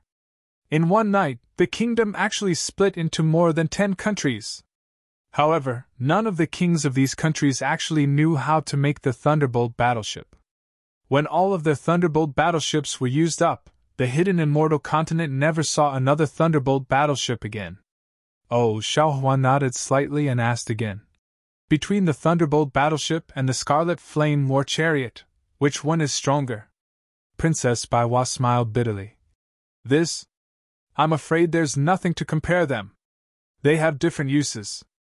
The Scarlet Flame War Chariot is an imitation of the Scarlet Emperor War Chariot. The Scarlet Emperor War Chariot is suitable for a commander. It's not suitable for group attacks. If ordinary soldiers could also stand on the War Chariot, how could it be called the Scarlet Emperor War Chariot? The Thunderbolt battleship is used by ordinary soldiers. It can carry thousands of people. It's said that a Thunderbolt battleship can be hundreds or even thousands of feet long. On the battlefield, a Thunderbolt battleship can destroy a country's capital. What's more, this Thunderbolt battleship also has a battle formation. 3 in a group, 9 in a group. When they form a battle formation, they're practically invincible. At this point, Princess Baiwa narrowed her eyes and stared at Xiaohua as if she was thinking of something. However, when her gaze met Xiaohua's puzzled gaze, she immediately looked away and a trace of shyness appeared on her face. When Princess Baiwa was explaining to Xiaohua, Yanxing's face was also red. He stuttered as he answered the questions of the people around him. This is something Master obtained from outside. This one can naturally guarantee that the Jedi records are complete. Not only does it have the method to make the Thunderbolt battleship, it also has the battle formation diagrams of these Thunderbolt battleships. If any senior wants to bid, you can pay the primeval stones first, then look at it yourself. If you feel that there's a mistake, you can refund it. Yanxing, what's the starting bid? Once they heard that there was a battle formation inside the Jade Eyes, some people couldn't help but shout out. Yanxing bit his lips lightly and said loudly, "The esteemed Lord has already instructed that the 3 treasures we're offering won't be auctioned publicly. If any senior is interested in bidding, you can send a voice transmission to me. I'll sell the treasures to the senior who offers the highest price." "How can that be? Who knows if you offered the highest price? What if no one bids?" The voice almost blurted out. Unfortunately, after this voice, no one spoke in agreement. Even Yanxing's face turned slightly red and he did not reply. Xiaohua watched from afar. Although he couldn't see clearly who was talking in the pavilion, Xiaohua still felt like he was looking at a fool. Since Master Nine Firmaments had sent a young man with a low cultivation base to act as a judge, he naturally wanted to make the people participating in the auction feel at ease. Besides, why would Master Nine Firmaments need to do such a thing? Especially since he didn't need to open his mouth to bid. If he had any tricks up his sleeve, he wouldn't even need to bring the treasures to the auction. As for why no one would bid, Xiaohua only needed to think for a moment to understand. Just like how old monster Jifeng knew that there was something he needed at the auction, the other people at the auction must also know that the Thunderbolt battleship would appear. Moreover, they must have made preparations to bid for it. There was more than one such person. Only people like Xiaohua and Princess Baiwa, who had been invited at the last minute, would be so surprised. As expected, although this person's temperament was a bit impatient, he definitely wasn't a fool. After blurting out those words, he didn't say anything else. He clearly understood the reason. "Seniors, if you've finished your discussion, you can send a voice transmission to me," Yanxing very respectfully said to Xiaohua's pavilion. He didn't turn to Xiaohua. Seeing this, Xiaohua knew that his previous guess was correct. This Yanxing knew that no one would bid for it. "Brother Xiao!" Princess Baiwa suddenly opened her mouth, a trace of excitement on her face. Her already perky chest heaved slightly. How many more primeval stones do you have in your Qianquan pouch? Can you lend me a hand? This? Xiaohua was a bit hesitant. He looked at Princess Baihua's eyes and didn't know how to answer. Princess Baihua hurriedly said, Just now, I've already explained the use of this Thunderbolt battleship to Brother Xiao. This thing has no meaning to ordinary cultivators, but to a country, it's definitely a sharp weapon for its rise. Since I was able to come here, it's my opportunity. It's also my Cha Nu country's opportunity. I don't want to let it go. I'm willing to use the power of my country to bid for it. Fellow Immortal Xian. Xiaohua rubbed his nose and bitterly smiled. Do you think the primeval stones in my pouch can compare to the power of your Cha Nu country? Sigh. This sentence poked at Princess Baihua's worries. She immediately became dispirited and sat down weakly on the stone bench. I'm a bit regretful. If I knew this would happen, I wouldn't have bid for the Scarlet Flame War Chariot. Why don't you? Xiaohua originally wanted to remind Princess Baihua that she could ask old monster Ji Feng or Ao Shui for help, but after looking at the two people who were whispering to each other, he knew that their goal wasn't the Thunderbolt battleship. The thing they wanted to bid for hadn't appeared yet. How could they take out primeval stones to give to others? Forget it, fellow Immortal Xian. How many primeval stones do you think I have? You can bid as much as you want. Xiaohua thought for a moment and said, You're the noble princess of Cha Nu country. Our primeval stones can be used as a deposit first. Or you can leave your Scarlet Flame War Chariot and other things. When we return to Cha Nu country, you can bring back the rest of the primeval stones. Princess Baihua slightly bit her lips. She raised her eyes to look at Xiaohua and then looked into the distance. Clearly, she had considered Xiaohua's plan before. In just a moment, Princess Baihua stood up and transmitted a few words to Yanxing. When Yanxing heard the voice, he turned his head in astonishment. He seemed to be able to see through the brilliance of the pavilion. His gaze fell on Princess Baihua's face. Seeing the sweet smile on Princess Baihua's face, Yanxing's face slightly reddened. He nodded at Princess Baihua and then looked at the other pavilions. You're really beautiful, Xiaohua said with a smile. Just saying it made sense. If I were to say it, I'm afraid I would be immediately rejected, right? Brother Xiao, are you jealous? Princess Baihua raised her eyebrows. Her watery eyes seemed to be able to speak. If that's the case, then I won't bid. Don't. Xiaohua hurriedly waved his hand. He knew that Princess Baihua was taking revenge on him for flirting with her before boarding the pleasure boat. He said, I'm old and my appetite isn't good. I don't want to eat anything. It's good that Brother Xiao isn't angry, Princess Baihua said with a smile. Actually, I didn't discuss anything with this little guy. I just reported the amount of primeval stones that my Cha Nu country could pay for the Thunderbolt battleship. What? This time it was Xiaohua's turn to be shocked. You don't have that many primeval stones on you. How would you dare to bid? If you won the bid and couldn't pay enough primeval stones, what would you do? Princess Baihua wasn't nervous at all. She glanced at Yanxing, who didn't turn around, and explained. Earlier, this little guy already said clearly that the 3 treasures and primeval stones provided by the esteemed one would be handed over together after the auction. At that time, the other cultivators won't be here. Only I will be here.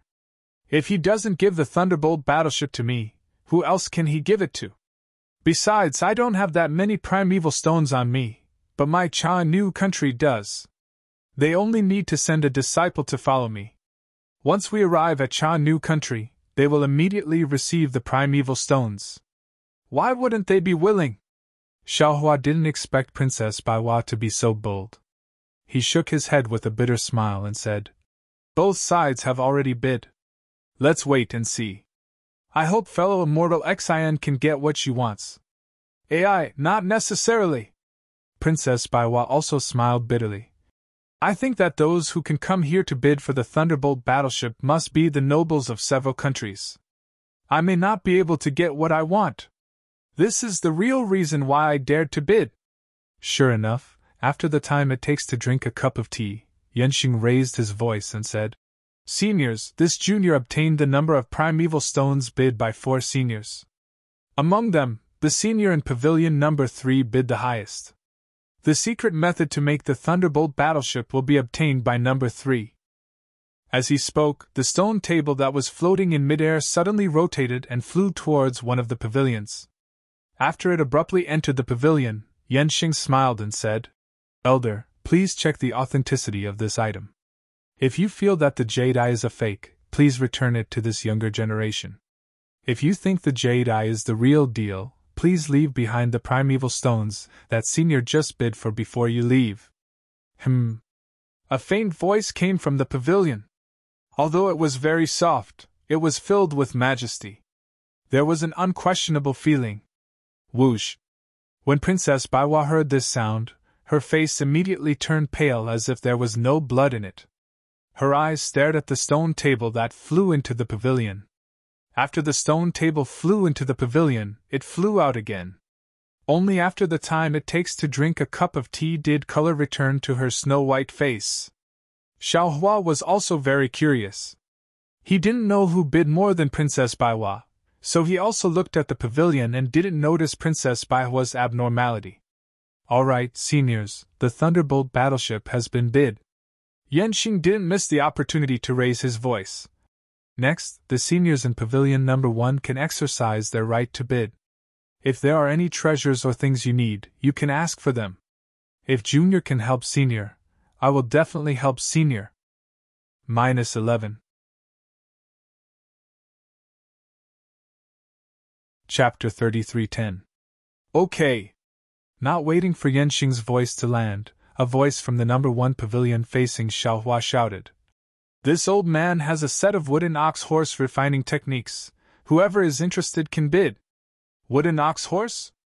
Xiaohua slightly frowned. Looking at old monster Jifeng and Ao Shuai who had already stopped whispering, he asked Princess Baihua in a somewhat puzzled voice. Immortal Xian, this wooden ox-horse, what is it? Actually, Xiaohua didn't want to ask too much, but he was afraid of missing out on something good. Obviously, Princess Baihua was also somewhat absent-minded. She didn't care about Xiaohua's ignorance, and casually said, Wooden ox-horse was originally a Mahas mechanism technique, used to make some oxen and horses to transport food.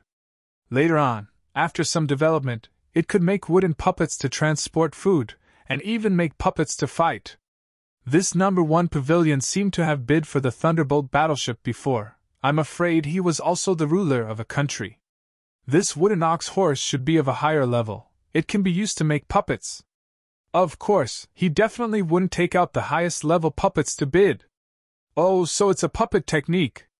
Xiaohua immediately understood, then sighed. My Dao Sex puppet technique might be used to make a puppet to serve people, but in the hands of a Confucian cultivator, it can actually be used to fight.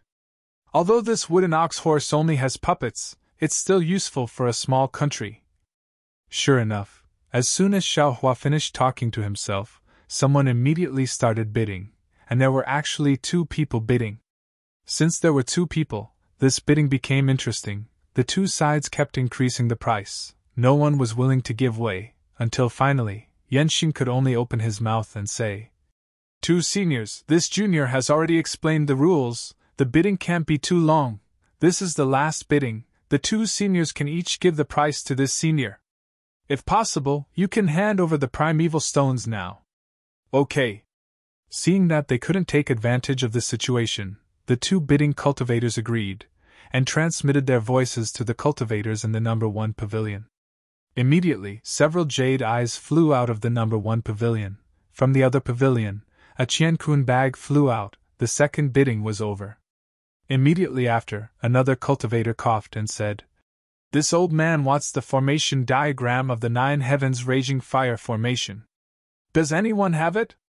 Unfortunately, this cultivator's luck was rather bad. He repeated it 3 times in a row, but no one responded. It seemed that it wasn't that no one had this array diagram, but that no one was willing to take it out to bid. Senior in pavilion number 2, you may begin, Yenshing said respectfully to the person in the other pavilion.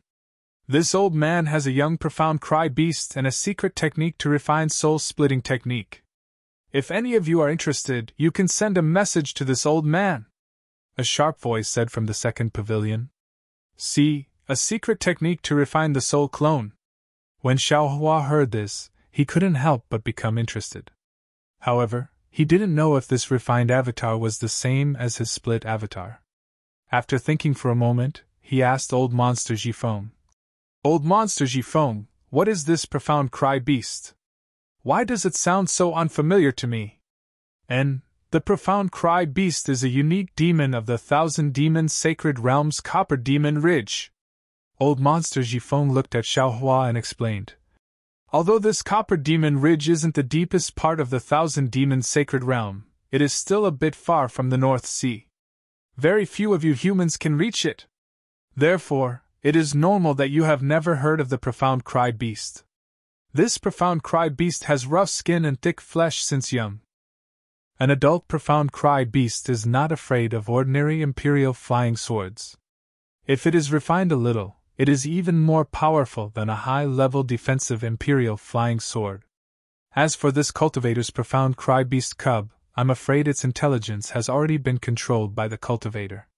Using the secret technique to refine the soul clone to control the profound cry beast, one can have a helper that won't betray him, and two can leave a seed after his main body dies. Xiaohua, I think your Dao sect also has such a secret technique.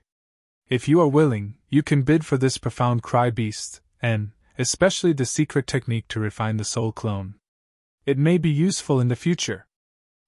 Since you know that my Dao sect has such a secret technique, then why do I still need to spend primeval stones to bid?" Xiaohua listened to Old Monster Jifeng's explanation and knew that this so-called primeval spirit refining technique was close to the Dao sect's insidious method of possession. He had long lost interest in it, and only retorted with a smile. Old Monster Jifeng glanced at Ao Shuai, who was looking outside the pavilion and ignoring Xiaohua, and said with a smile, "I just feel that it is not easy for you to come here. Moreover, I can't give you any benefits, so I reminded you." "Thank you very much, Elder," Xiaohua said with a smile. "Actually, since we are already here, if you have any information about this auction, why don't you tell me in advance? This is much more useful than the reminder just now." Since you are already here, do you know what is the point of bidding? It is better to watch others arrange it like this." At this time, Old Monster Jifeng still didn't tell Xiaohua what he wanted to bid for. This was really somewhat thought-provoking. Xiaohua looked at Old Monster Jifeng's still warm smile and the unchanging craftiness in his eyes, then looked at Ao Shuai's arrogance and shook his head slightly. He was not afraid of Old Monster Jifeng, but he was somewhat afraid of Ao Shuai. But now it seemed that the possibility of the two of them working together to deal with him was not high. Moreover, he was still in this auction. Even if the two of them worked together to deal with him, they would still have to take Master Nine Firmament's face into consideration. In particular, Xiaohua believed that Old Monster Jifeng did not have too many reasons to deal with him. The only possibility was the heavenly horse. If he could bid for something that he liked in the auction, Xiaohua was still willing to take this risk. The Xianming beast was a bit unfamiliar to Xiaohua, but to the other cultivators of the hidden Immortal continent, it seemed to only be a relatively rare monster beast. After this cultivator spoke, no one responded. At this time, Yanxing suddenly raised his head, and a respectful expression appeared on his face. He nodded slightly and said, "Senior, my master is more interested in your soul-refining method. If you are willing, you can tell me the amount of origin stones you want to bid. If it is suitable, my master will take it. He won't let Senior return empty-handed." Thank you very much, Master." That person chuckled. He knew that Master Nine Firmaments didn't want to have a situation where someone had just bid for it. After thanking him, he said a few words to Yanxing, and then the jade eye flew out of the pavilion and landed on the stone table. "May I know if the other seniors in Pavilion Number 2 have anything that I can help you with?" After Pavilion Number 1 had handed over the goods, Yanxing respectfully asked Pavilion Number 2. Cough cough, I need a Buddhist sex third transformation soul-nourishing pill. I wonder if Master has it. A hoarse voice sounded slightly weak. Third transformation? Ao Shuai hadn't said anything, as if he disdained to be with Xiao Hua. When he heard the old woman's request, he couldn't help but be slightly stunned. He opened his wide dragon mouth and sneered. How can the hidden immortal continent have such a Buddha pill? Even in the Pure Land world? I'm afraid it's not easy to get it. This person is a bit delusional. What the patrol envoy said is very true. Old Monster Jifeng also echoed. This third transformation soul-nourishing pill requires the sarira of a Buddhist sex senior monk who has reincarnated for 3 lifetimes. This kind of rare pill is controlled by the Great Lightning Tune Temple. If it isn't someone who has made a great contribution to the Buddhist sect, it's impossible to get a reward. Although Master Nine Firmaments has great power, I'm afraid it's hard to satisfy, right? Sure enough, a difficult voice sounded out. Fellow Immortal, I have to disappoint you. This old man really doesn't have a third transformation soul-nourishing pill. However, if your soul is damaged, this old man does have a few Dao sex soul-replenishing pills. Do you need them? Forget it. The old woman was very disappointed. She coughed twice and said, Although the Dao sex pills have spiritual effects, they are useless to this old man. Many thanks for Master's good intentions. And it seems like the other fellow immortals also don't have this item. I have to disappoint fellow immortal. No matter, this old woman has been disappointed more than once or twice. Maybe it's because I don't have enough luck. After the old woman finished speaking, she didn't say anything else. Yanqing waited for a moment, and then said respectfully to the third pavilion. May I ask the senior of the third pavilion, how may I be of service? This servant wants to ask Master to help this servant kill someone. A clear voice said. Damn it! Xiao Hua was stunned when he heard this. Looking at the similarly stunned Princess Bai Hua, he blurted out. Is this still auction? How can it take the life of the buyer? Unfortunately, Xiao Hua still underestimated the moral integrity of many people. Yanqing didn't even need Master Nine Firmaments to open his mouth and said very familiarly. Who is the enemy that Senior wants to kill? Senior needs to clearly explain this person's origin so that Junior can quote a price based on this information. This person's information is here. Saying this, a jade eye flew out from the pavilion and landed on the stone table. Senior, please wait a moment. After Junior finishes looking at it, there will naturally be someone who will trade with Senior. Yanqing said respectfully after seeing the stone table once again disappear into the stone wall. Seeing this scene, Xiao Hua's heart suddenly turned cold. The little bit of hope that he had placed on Master Nine Firmaments immediately disappeared. Following that, he became vigilant towards old monster Jifeng. This place was indeed as dangerous as Xu Qing said. Since lives could be traded here, how could Master Nine Firmaments protect his own safety? Of course, Xiao Hua also believed that Master Nine Firmaments would maintain the reputation of this auction. But what if old monster Jifeng paid a certain price? However, thinking of the price, Xiao Hua smiled again. He really wasn't afraid of old monster Jifeng paying a price to ask Master Nine Firmaments to help. Does Senior of the third pavilion have anything else? If not, Junior will bid for the second treasure this time. Yanqing waited for a moment and didn't see anyone speak, so he reminded. I have something here that I obtained by chance. I don't know what it is. Previously, I brought it to the auction, but no one offered a price. Today, I brought it here to ask Master Nine Firmaments to appraise and see what it is. A similarly dignified voice sounded. If it is a treasure, would Master be interested? -11. Chapter 33:11. Senior, please take that item out. Yanqing's tone was still respectful. That person was a little troubled. This item is rather special. It's so slippery that it can't be sensed. It's not easy for me to control it.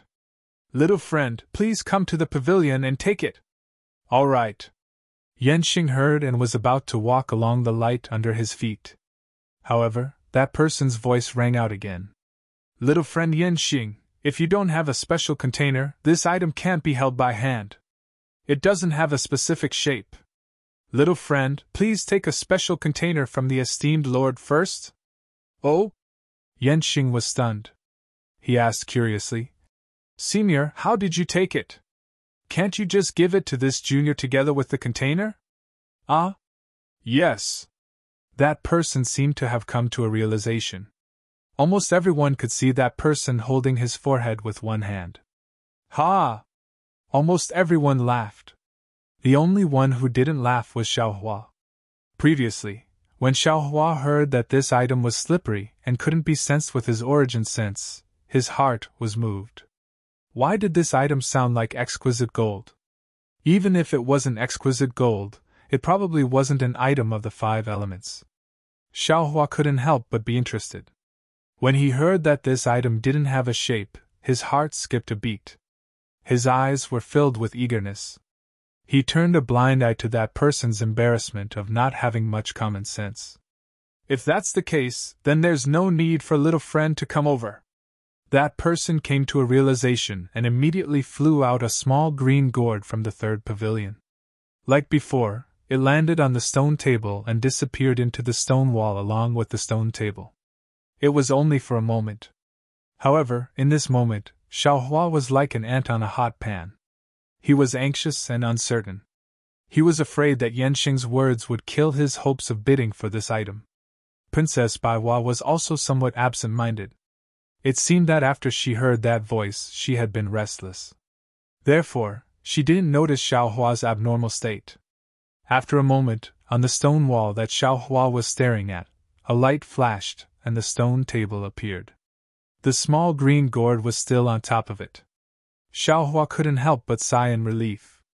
Yenxing raised his voice and said, Senior, the esteemed one has already taken a look at it.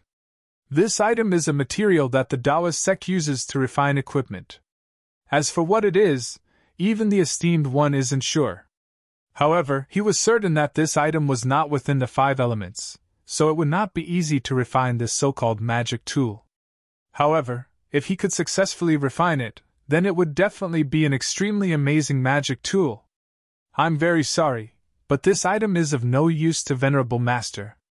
Senior, please ask if there are any Tao sect cultivators in the auction house. Alas, I understand. That person was also a little disappointed, as if casting pearls before swine. After all, Master Nine Heavens had said it very well. This thing was really rare. But it was precisely because it was so rare that no one in the hidden immortal continent could use it. Motherfucker, say something! When Xiaohua saw the small green jade gourd flying towards the 3rd pavilion, he almost stretched out a hand from his throat. Although he couldn't be sure that this small green jade gourd was definitely the exquisite gold, but based on the fact that it was not within the 5 elements, it was still worth it for him to make a move.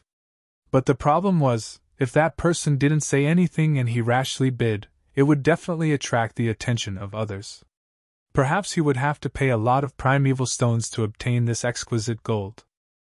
And Xiaohua's current problem was that he didn't have too many top-grade primeval stones in his space.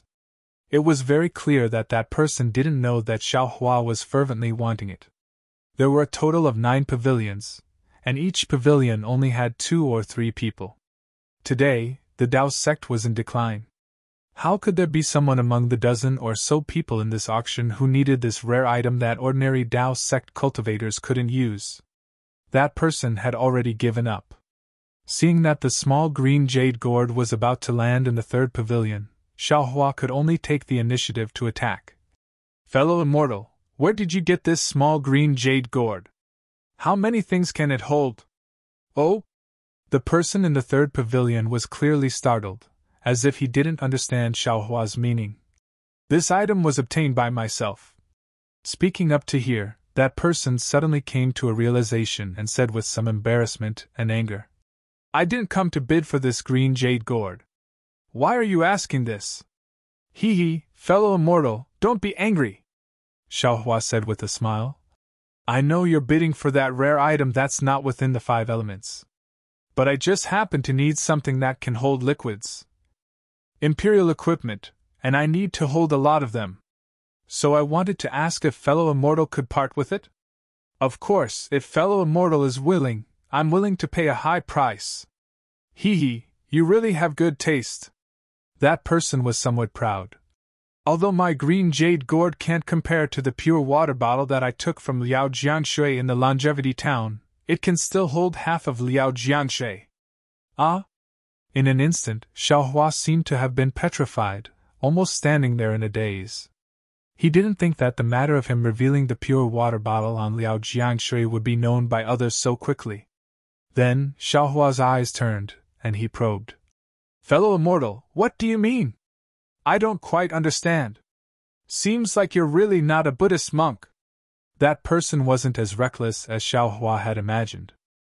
He actually opened his mouth and said, This matter has spread like wildfire in the Buddhist sections. You actually don't know that a bald donkey who attained the Avalokitesvara Buddha fruit used the clear water bottle to collect the entire Liao River in the Longevity Town? You're really ignorant and ill-informed. This is the first Buddhist monk to attain Avalokitesvara in the hidden Immortal continent. Right now, who knows how many good men and women who were deceived by this monk are heading to the Longevity Town, and who knows how many monks are heading to the Longevity Town to worship this unprecedented bodhisattva. Cough, cough. Yenxing lightly coughed twice, and said with a smile, To seniors, this is an auction, don't mention anything that isn't auctioned. If senior has the heart to part with it, feel free to send a voice transmission to this senior from Pavilion number 9. Hee, many thanks for little friend's reminder, I understand. Everyone, please wait a moment. That person laughed, and immediately sent a voice transmission. This Immortal friend, let's not beat around the bush. Although I'm not a Confucian cultivator, the cunning in my stomach is not any less than you humans. You also don't play this kind of trick of buying the casket and returning the pearl. Say it, how many primeval stones do you want to bid for this item? Motherfucker, these goblins have all become goblins. They actually saw through this Zhao's thoughts. Xiaohua cursed in his heart, but seeing that no one was bidding with him, his heart also calmed down slightly. I don't know what Immortal friend's bottom line is. Xiaohua didn't hide it, and sent a voice transmission. I'm indeed interested in that thing that isn't in the 5 elements. However, to be honest, it's precisely because I'm embarrassed that I have no choice but to use this method. I hope Immortal friend can understand. And I know, who doesn't want to pay less than 1 primeval stone? That person was rather straightforward, and very quickly reported a number. This number was clearly out of Xiaohua's expectations. He bitterly smiled and sent a voice transmission to that person. Immortal friend, isn't this too much? Even if this treasure of yours is rare, it's not worth so many primeval stones. This thing might not be worth it, but with this jasper gourd, of course it's worth it. That person chuckled coldly. Without this jasper gourd, how could you take this item away? Sigh, so in this price of yours, the jasper gourd took up half of it. Xiaohua bitterly smiled. Looks like I have no choice but to stretch out my neck and be slaughtered. You think this thing is easy to get? That person mocked. That day when I came across this item, just thinking of a way to get it took me several hours. This jasper gourd was. I obtained it with great difficulty, and only then did I manage to get it. Now that you've picked up a bargain, you naturally have to pay more primeval stones. Let's negotiate. Xiaohua obviously couldn't take out that many primeval stones, and probed. I don't have that many primeval stones, what else do you need? Are you crazy? That person became angry as soon as he heard. What are you bidding for if you don't have primeval stones? You're wasting my time for no reason. Don't be anxious. Xiaohua was amused. I have a lot of spiritual herbs here, enough to make up for the primeval stones. Spiritual herbs? What kind of spiritual herbs do you have? Upon hearing spiritual herbs, that person's tone changed slightly. Hearing that, Xiaohua knew that he had made the right bet again. This person should also be a demon from the 1,000 Demons sacred realm. Demons didn't know how to grow spiritual herbs, and could only harvest them in the 1,000 Demons sacred realm.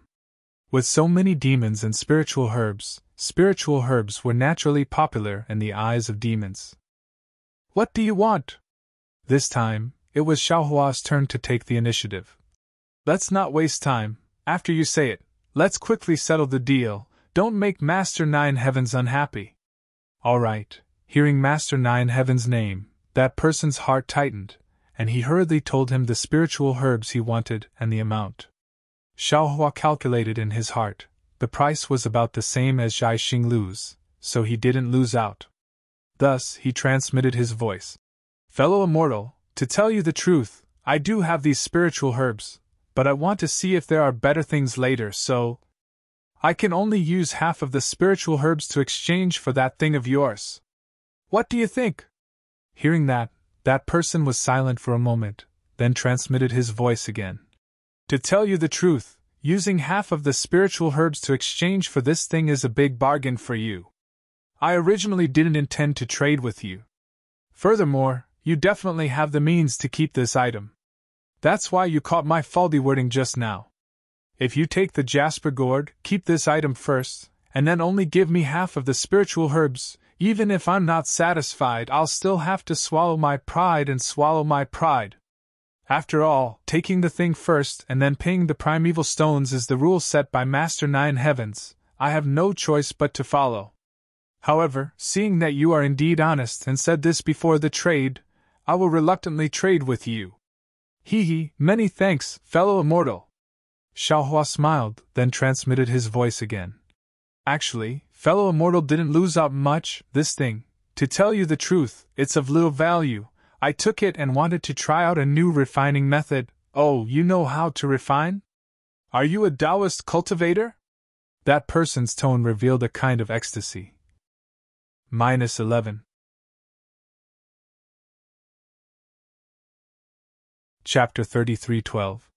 This is bad. Xiaohua bitterly laughs in his heart. The more you speak, the more likely you will make mistakes. This is truly an unbreakable truth. This one only has a rough understanding and cannot be considered an expert. Xiaohua hurriedly says. If Immortal Friend has any requests, this one is afraid that I cannot fulfill them. You humans are indeed hypocritical. Just now, Venerable Nine Heavens already said that this item cannot be used unless one has extremely high refining skills. If you are not confident, how could you spend so many spirit herbs to bid for this item? That person says unhappily. If you are not willing, I am also not willing to make a deal with you. Seeing that the jasper gourd is still outside the third pavilion, Yanxing urges. Seniors, have you finished the deal?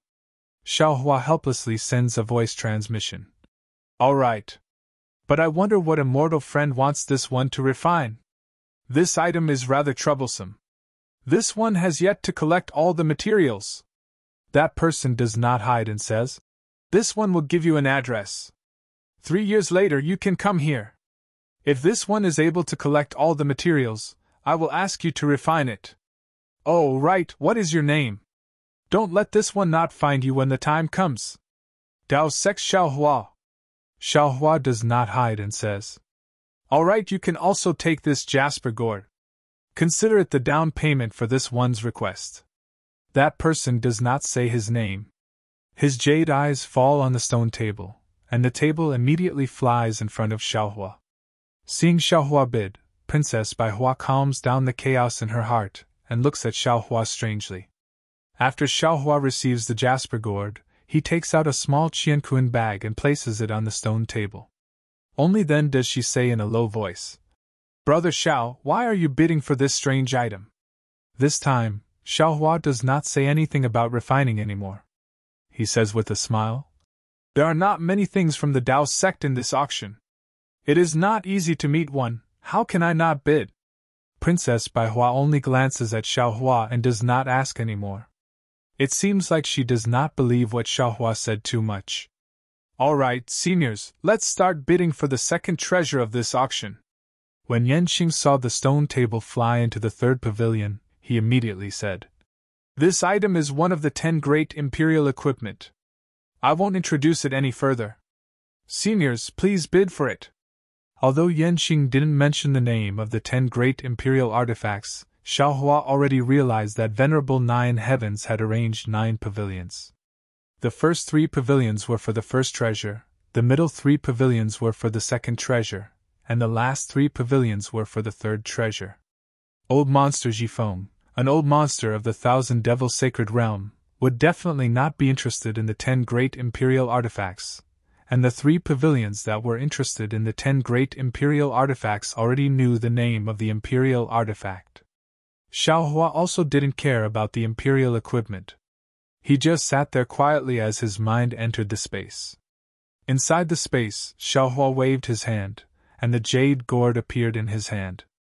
Then, he flicked his hand, and sure enough, another exquisite gold flew out from the jade gourd, like a cloud floating in front of Xiaohua. Good, Xiaohua was overjoyed. Although the current wishful steel staff could only be considered a heaven-leveling staff, it could only extend about 10 feet. If he could add another piece of exquisite gold and extend it another 10 feet, it could barely be considered a wishful steel staff. Fellow Taoist, please show yourself.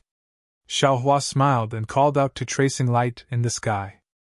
Fellow Taoist, do you want to tire I to death? However, a ripple flashed in midair, and the green-robed Xiaohua appeared out of thin air. When he saw the exquisite gold in front of him, he understood. He smiled bitterly and said, "You want me to refine this, so you want me to comprehend it. Do you think this poor Taoist is you? Just now, I saw a pile of broken artifacts being sent in, and before I could figure out what was going on, fellow Taoists brought this thing in again. Fellow Taoists, capable people do more work." Xiaohua smiled and said, "The other fellow Taoists don't know how to refine artifacts. If I don't look for you, who else can I look for? Besides, don't you want to see what the real wishful steel staff looks like? Good boy, with a swing of 20 feet in the wind, it's awe-inspiring just thinking about it." Enough. The green-robed Xiaohua's face was actually expressionless, but his tone was rich. "Fellow Taoists, please fool I. Even if it's awe-inspiring, it's your awe-inspiring, it has nothing to do with I. I's awe-inspiring, isn't that fellow Taoist awe-inspiring?" Xiaohua said as if he was coaxing a child. "If there's no fellow Taoist's hard work, how can I have everyone's awe-inspiring? Forget it, for fellow Taoist sincerity, I will accept it," the green-robed Xiaohua said with a smile. "And thank you, fellow Taoist," Xiaohua said. "Oh, this jasper gourd is good, but unfortunately it's still not enough. I will also refine it." It seemed that the green-robed Xiaohua was in a good mood. He actually took the initiative to grab the jasper gourd and the exquisite gold in his hand, and then he disappeared in a flash. Jade Archive Xiaohua smiled and looked into the distance again. There was a patch of green spiritual grass where the Pegasus was leisurely eating grass. Although its expression was still a little dispirited, its relaxed pace showed that it was very comfortable. The location of the Pegasus was naturally imprisoned by Xiaohua. The Pegasus could only see darkness, and it should be no different from when it was in the small Qianquan bag. He was not worried that the Pegasus would reveal the secret of the space. Very good. Xiaohua was happy in his heart, and the sunlight in the whole space became more and more brilliant. When Xiaohua was about to leave, his eyes fell on the Ice Worm King's egg and other things. Whether it was the Ice Worm King's egg, the water-patterned butterfly's egg, or even the Dream Mirage butterfly's egg and those spirit-swallowing bugs, they had been in Xiaohua's space for hundreds of years, and even went through the separation of yin and yang. If they were ordinary eggs, they would have hatched long ago and even grown into spiritual beasts. But these eggs not only did not hatch, but also became more silent, especially those spirit-swallowing bugs and wood-swallowing bugs. They closed their eyes and slept. If not for Xiaohua being able to sense the vitality in their bodies, and the faint golden runes around the eggs and spiritual beasts, Xiaohua would really think that these things had died when the yin and yang separated. Forget it, let's see what happens to them. Although Xiaohua could control the whole space, he did not understand the growth of these spiritual beasts. It seemed that there were still many things that he needed to understand and practice. When Xiaohua withdrew his eyes from these spiritual beasts, he looked at the little lightning beast floating under the nameless item in the sky with its eyes closed. Then, he flashed into the yin side of the space. Compared to the vitality of the yang side of the space, the yin side of the space was equally dense with the aura of death. Wisps of the essence of the blood sea entered Xue Xue's helpless soul through the nether lotus and nether bamboo, and the purple mist lingered around them all the time. The stone statue of Zhang Xiaohua that accompanied Xue Xue's soul was also flashing with blood-red light and black mist. The originally ordinary appearance of Zhang Xiaohua had now become somewhat majestic.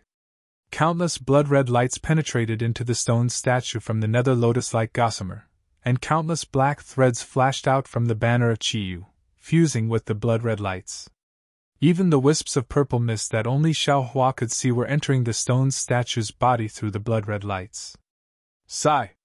Looking at all these unchanging, Xiaohua sighed and disappeared from the yin side of the space again. When Xiaohua's mind left the space, there was not much change in the auction hall. However, on the table floating in the air, there was an additional cloth that was commonly used by Confucian scholars. Oh! The ever-changing cloth! Xiaohua immediately understood when he saw this object, and his divine sense involuntarily swept out. He saw that the ever-changing scarf was no different from an ordinary Confucian scarf. However, when his divine sense swept over it, traces of fluctuations that Xiaohua was very familiar with came from the Confucian scarf. Oh! Star power! Xiaohua was secretly shocked. It seems that what Fujiwen said was true. This Confucian cloth can really communicate with the stars. It allows people to borrow the power of the stars to cultivate. The ever-changing cloth, so-called ever-changing cloth, must be achieved through the use of the star power. In this world, the star power is everywhere, stronger than the spiritual energy of heaven and earth. In addition, it has the effect of destroying evil, and is used for, ouch! Thinking of this, Xiaohua was suddenly shocked. The star power, what is the connection between it and the noble spirit? The scrolls commonly used by Confucian cultivators are all drawn with the noble spirit. This ever-changing scarf allows Confucian cultivators to draw upon the power of the stars to draw scrolls. Therefore, the power of the stars must be related to the noble spirit. What is the connection? In an instant, Xiaohua immediately made up his mind. Without hesitation, he was about to send a message. Unfortunately, he had just said a few words when Yanxing smiled at Xiaohua and said, "Senior, you are too late. Just now, the senior in the 5th pavilion has already bid for this ever-changing cloth. If senior is interested in this imperial equipment, you should negotiate with that senior in private." As Yanxing's voice fell, the stone table flew towards the 5th pavilion and disappeared in a moment. When it flew out, the stone table was already empty. What a pity! Xiaohua inwardly regretted. He heard Yanxing ask the 4th pavilion if they had any requests. Clearly, just as Xiaohua had guessed, number 4, number 5, and number 6 were Confucian cultivators who had been invited by Venerable Master Nine Heavens to bid for the myriad transformations handkerchief. Afterward, number 4 and number 5 made requests and took out treasures that Confucian cultivators could use. Not only had Xiaohua never heard of them, but he also didn't have any use for them. Therefore, he only listened and didn't have any intention of bidding. On the contrary, Princess Baiwa was very interested in the flying phoenix hairpin taken out by the 4th Confucian cultivator. The Confucian cultivator claimed that this so-called flying phoenix hairpin was an imitation of the imperial equipment of the Immortal Palace's imperial empress. This gimmick immediately attracted the bidding of 3 female cultivators. Princess Baiwa had already bid for the Scarlet Flame War Chariot. She also saw Xiaohua bid for the exquisite gold just now, so she was embarrassed and couldn't raise the price. In the end, she returned empty-handed. Looking at the 6th pavilion, Yanxing once again invited. "Senior in the 6th pavilion, you can state your request now." 11. You're tuning into the Phoenix Knights YouTube channel. Don't forget to subscribe and join us on this journey to catch the most captivating stories.